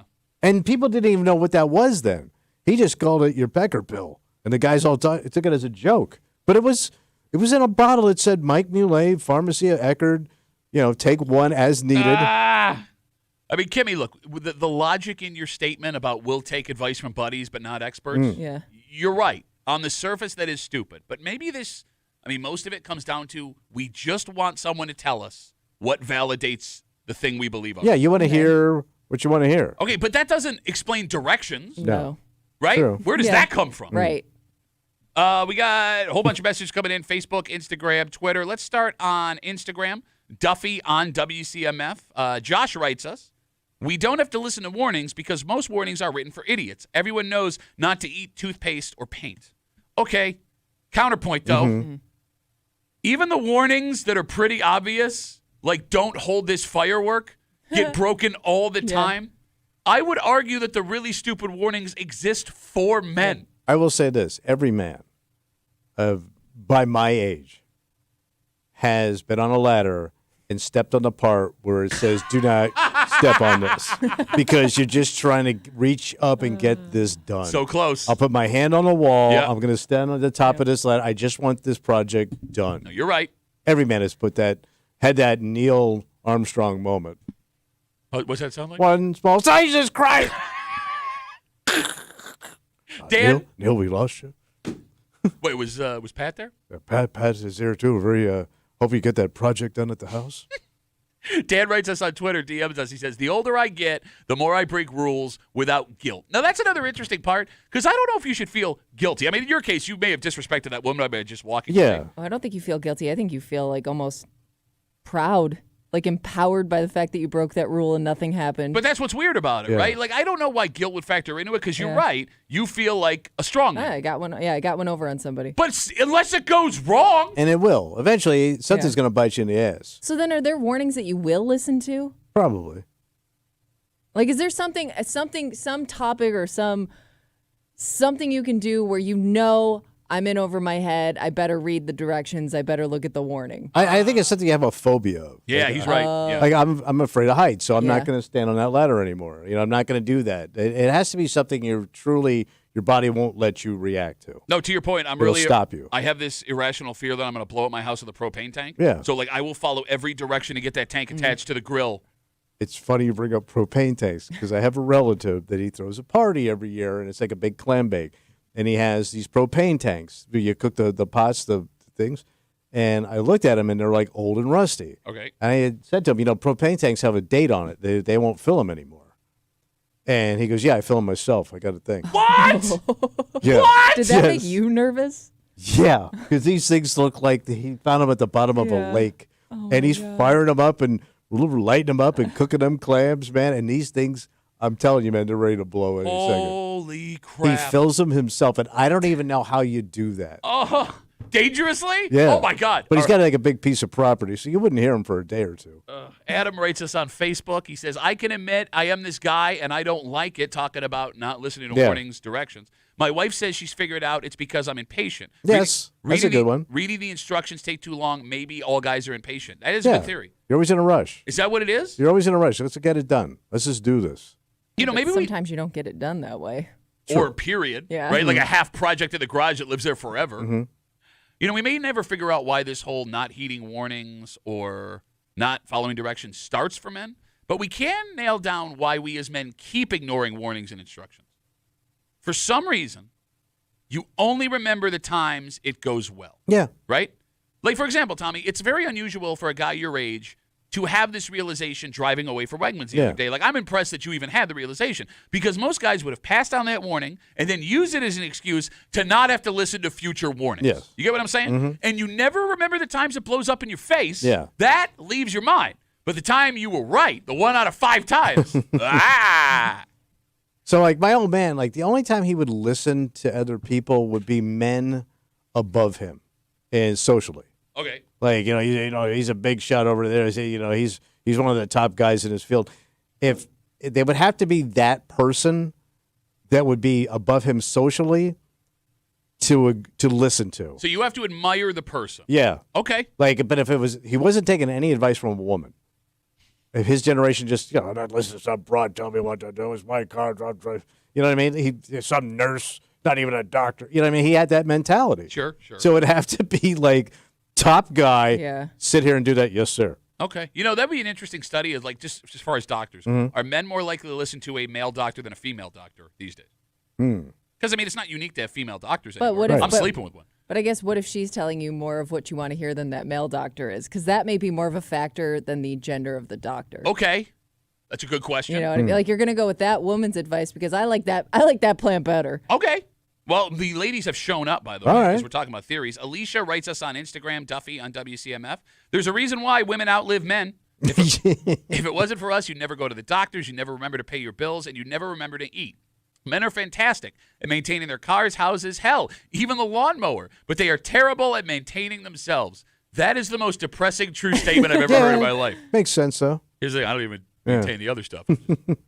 Pam writes us, sorry, Duffy, I'm a 61-year-old woman who never reads directions and never listens to my doctor. My hubby is the opposite. I hate going to the doctors. Love your show. You're all fantastic. Oh, thanks, Pam. The opposite? The woman that's stubborn? So he listens and pays attention? I guess. Obeys the rules? How do you picture that man in your head? A bit of a soft boy. Really? Softer old man. Like, what does he look like? What does he wear? What does he wear? Yeah, whatever he's told. Well, no. Okay. Yeah. He's never purchased clothes. She buys them, makes them wear them. Oh, poor Shelley. She said she loved it. No, So I you're think fantastic. good guy. He's a great. As my wife would say, he's a good man. He's a good man. You know, Which means that's he's really really weird. being taken advantage. It's really weird because my husband loves following directions. What do you mean? Like, when he gets mad at me if I start to take something, if let's say we're putting something together, Okay. right? If I start taking it out of the box too fast, he's like, wait, we got to set it down, we got to count everything out. I can't do that. We got to read the directions step by step. So does that make him? Yeah, what does that make him, Tommy? Well, he's got poor judgment. He's one of the good ones because he's a firefighter it's really and he weird. sees the dangers of not listening to Yeah. the rules and regulations. That's a little different. He's only been a firefighter for like 3 years. Oh, so he's not much of a firefighter? Yeah, Are you saying he's a rookie? Yeah, I'll say that. He's a newbie? You know that my 12-year-old watches all of the firefighter shows designed for 60-year-old women, so I am up on my rookie firefighter talk. I would say your husband is one of the good ones. Okay. Let's take a break. Listen, whether or not we beat you up or said you were great, we Yeah. have something to give you right now. Let's do it. Phone number is 252-WCMF, 252-9263. Go back to the future. We'll take the 8th caller, chance to win a pair of tickets to see Back to the Future at the West Her Auditorium Theater. It's on stage, baby. Mhm. I'm dying to know how they get that DeLorean out there. Ooh, and how does he skateboard? The opening sequence is him on a skateboard. Well, yeah, you can just skateboard around the stage. It would be really good, man. We'll take the 8th caller. Oh, my God. 252. Michael J. Fox. I don't think it's Michael J. Fox playing. No, Marty but the McFly character. anymore. Yeah, gotcha. The character's name is Marty McFly. Yeah. Michael J. Fox, Marty McFly. Michael McFly. Would have been a great name. You're the dumbest person I've ever met. You like have this deep. We have this deep conversation about wait a minute. God, Marty McFox. Shut up. 252 WCMF, 8th caller. Back to the Future at the West Auditorium Theater, June 17th. Tickets are on sale right now at Ticketmaster.com. 252 WCMF, 8th caller. Best of luck from your friends here. Also on CMF. Turns out that this food we make fun of all the time, this high-end chef says we are being dicks about it, and it's some of the best food in America. Ooh. And we'll get into it next here on CMF.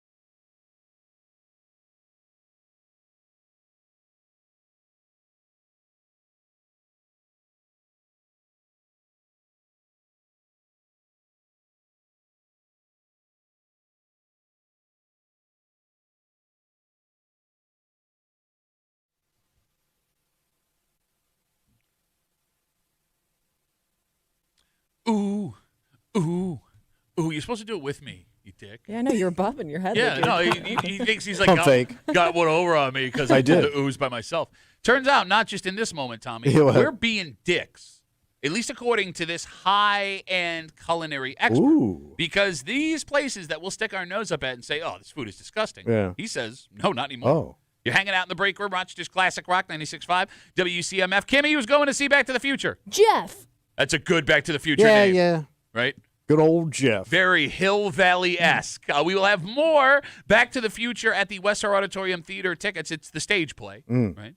We'll get you those for the rest of the week here in the break room on CMF. Tommy, you familiar with Tommy, are you familiar with Andrew Zimmerman? How do I know that name? Bald fat celebrity chef. Okay. If you have not heard his name, you have seen his face. He's been on shows throughout, like Cooking Network. So he's top chef. Yeah, for the last 25 years. The guy is a high-end chef. All right. And he, in an article this week, What did he say? says that we are all being way too snobby about gas station food. Oh. Okay. So Zimmerman says, I guess he travels to promote the things that he does. Yeah. He said he's been living out of a van, really, for the last 25 years, going from city to city, doing shows and things like that. And he says that we are living in a renaissance of gas station food. Well, I mean, to his point, you love that one place. Yeah. That has like is it Indian food? Yeah, it's on West Henrietta Road. No, it's Middle Eastern food that got famous in Germany. It's called a Donner Plate. I will eat there twice a week.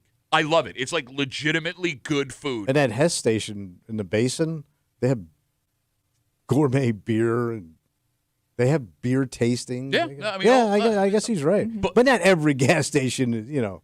All right, so here's the thing. He touches on what you're describing there. I'll read you a quote. He says, when you're in Arizona and you have a breakfast burrito at a gas station with 3 grandmas in the back rolling up homemade chorizo with eggs and crispy potatoes, handing them to you, you're in a very, very special place and you're about to eat something really extraordinary. They're all hiding in plain sight. So, yes, you're right. When you get these mom-and-pop restaurants out of gas stations, they can surprise you. Barbecue in the South has been that way. Yeah. However, he also talks about, like, the standard chain gas station food.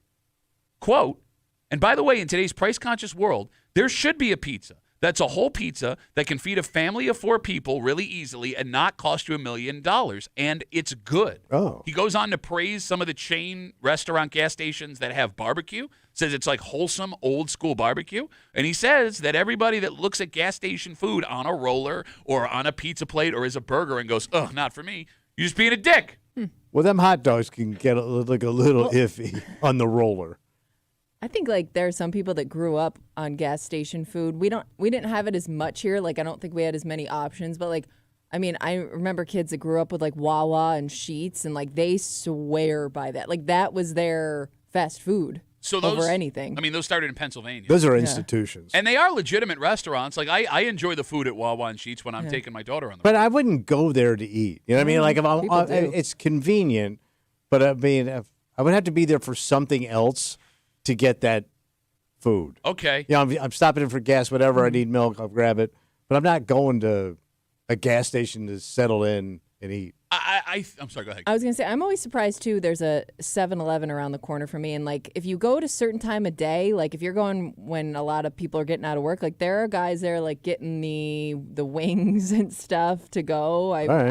I guess I never realized how popular some of that food is. All right, so here's the thing. Listen. I think there are 2 factors that make what we believe may be different than what's actually happening as we talk about Andrew Zimmerman, celebrity chef, saying that everyone that turns their nose up at gas station food is just being a snob for snob's sake. One, you brought up the roller dogs. Kimmy, you talked about the wings. Yeah, back in the day, those roller dogs were roller dogs. Oh, yeah. But I also haven't had a roller dog from a gas station in 20 years. Man, you're a healthier guy for it. But here's the thing. Maybe the quality is vastly improved. They've elevated the dog. I mean, think about the difference in some restaurants over not Zimmerman. Okay, Matthew, shut up. Who cares? But no, I mean, think about the difference in quality of other restaurants in a matter of 2 decades. Yeah. Things that have gotten way better, things that have gotten way worse. It's possible those dogs and wings and pizzas are actually But good. if I want pizza, I'd rather go get a pizza from one of the joints in town, not the gas station. Okay, fair enough. You know what I mean? But he brings up a good point. There should be a pizza that feeds a family of 4 that's affordable. And yeah, but it's going to taste like crap. He's going to tell me it's going to taste good or it's not going to taste like some frozen pizza. How do you know? That they warmed up. How do you know? How else could they make it that affordable? I know there are gas stations that roll dough and make the pizza in front of you. Now, I don't know if the dough probably comes in frozen and maybe it's all for show, but I've seen them do it. Right? So he talks about Casey's. We don't have one of those around here. But he says their barbecue is like world-class barbecue. Oh. And there are people that swear by both Burn Dairy and Crosby's for the food that they'll make behind the counter for you. Burn Dairy's got some pretty good items on that list. All right. I mean, would you eat like a sub? Yeah, I would. I wouldn't choose to get a sub from a gas station. Yeah, I wouldn't trust it. Some of them have delis in them. Understood. No, but I'm saying like they make their own subs. Though. It's not like a DeBella's in there. No, Burn Dairy does that. They make their own subs. I've never had a Burn Dairy sub, so maybe I'm off base here. But if I'm going out for a sub, I'm going to like a local. That's what I'm saying. And I feel the same way about pizza. But I haven't had it, so I don't know. Maybe I'm wrong here. So I guess I haven't been out that way in a while. There was a gas station on Manitou Road that was like known for their breakfast sandwiches. Oh. Like people raved about them. Breakfast I could get around. That sounds good. It's just a sausage and a biscuit. Do it or not, but I remember people loved them. But I think what you're bringing up there is the other point that we're missing here. I think that how you feel about gas station food is also directly related to the size of the town you grew up in. No, okay. Because even up here, right? I mean, down in the South, some gas stations, it's the only place in town. It's the town hall. Exactly. Yeah. But even in some small towns up here, there are gas stations that have fully functioning restaurants. They've always been that way. It's not like a chain restaurant. It's just like if you grew up in a town where the gas station was, like you said, the town hall, you have a different opinion on gas station food. Like I ain't drinking no gas station coffee. Now, if they got a Dunkin' in there, that's a different story. But if it's just their pots and brew, no. When's the last time you had it? A long time ago when I was a poor boy. How do you know it's not great? Huh? I was born by a gas station, drinking all that coffee. And I drove away and I never looked back. No, I can't. And maybe it is good. It's just something about, to me, that's swill. Okay, no, but you're also a self-admitted smug dick. Oh, yeah. And he is saying you're being a I know. But if it's Dunkin', if there was a Starbucks, something I know. No, I get it. That's not what this is, though. We're talking straight up gas station 7-Eleven in the pot coffee. I say, here's the thing. Like when I was on the road, poor. Yeah. Truck stop coffee was really good. Okay. But I wouldn't drink it now. All right. Why don't you just have a cup one day to see if it catches? Because you could be saving yourself a fortune. I know. But I don't want to go back, man. I'm moving forward, man. I'm in Pittsford now. Look at me now, I broke free. 252 WCMF. Let's talk to Adam. Hey, Adam, how are you, buddy? Not bad. Not eating gas station breakfast, though, that's for sure. Okay. Why? Wait, so you're anti-gas station food? Well, if you got to, you got to. But first of all, Andrew Zimmern wasn't his first show that Disgusting Eats? Yes, it was. I love that show. I love that show. Oh, my God. What was it called? Well, Disgusting Eats. It was all about your mom. Damn it! Oh, yeah! Good one, Ty. Well, anyway, I got credit. The Burn Dairy takeover, like you guys have spoken about, right? The Burn Dairy revolution that's going on in the area. Well, it's garbage. After a new location is open for like a year, and you start to see the people that are working in there, you realize these people are not chefs. And, the breakfast... Hold on. In the defense of those people, like, bro, if I walk into any other, like, quick service restaurant, it's the same people. Top tier chef. I've never been into a sub place that's going to make me a footlong where I'm like, hey, these are all, they all have their doctorate in roast beef. Like, what are you talking about? Yep. Okay, fair enough. But at least there's a reputation behind a Subway, maybe. But so anyway, one night I ordered a pizza from Burn Dairy because when you're hammered at midnight and they're open 24 hours a day, it sounds like a good idea. So this opinion really has a lot of weight. I'm drunk at midnight and I was disappointed in the service. The service was it because the pizza wasn't terrible, but the kid gave me the large double cheese and pepperoni pizza, but he didn't even slice it. He didn't even cut it into pieces. He just handed me a whole pie. And I had to go home. I opened it up. That's never stopped me from eating a pizza. Actually, the officer had to point it out to him when he got pulled over. Adam, can I throw out a theory? Was it possible you were being such a drunken dick? They were like, watch what we're going to do to this guy. And they gave you the uncut pizza? No, I don't think so. Because they don't know who you are when you're ordering it, really. I mean, but, All right, well, It's garbage. All right, well, Adam, everybody's opinion is valid here on the show, except for yours. But thank you for the call, buddy. I appreciate it. I hope Jeremy calls and gives us a real perspective. Thank you, Adam. There goes Adam. A Jeremy request. We come back. We wrap it up. We tell you what we're doing around next. On CMF.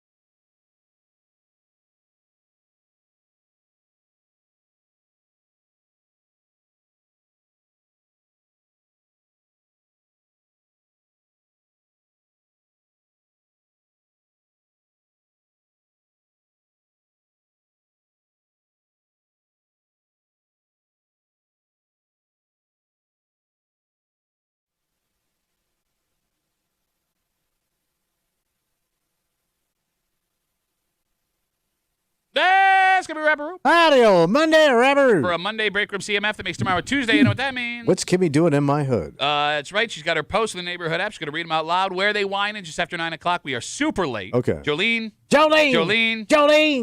Don't take my music away, She girl. won't. Again, every day. She's got 10 songs right at 10 o'clock. Bless her heart. Actually, a little later, and she's going to be all frustrated because we're still talking. Oh. So we got to go. For Kimmy, who is not sticking her nose up at gas station food. No. Because she gets high. And that is the international headquarters of high food. High or not, I'm all in on gas station food. For Tommy Millet, who will not eat gas station food until they have a fennel section. My name's Pat Duffy. We'll see you tomorrow morning in the break room, 6 a.m. on 96.5 WCMF.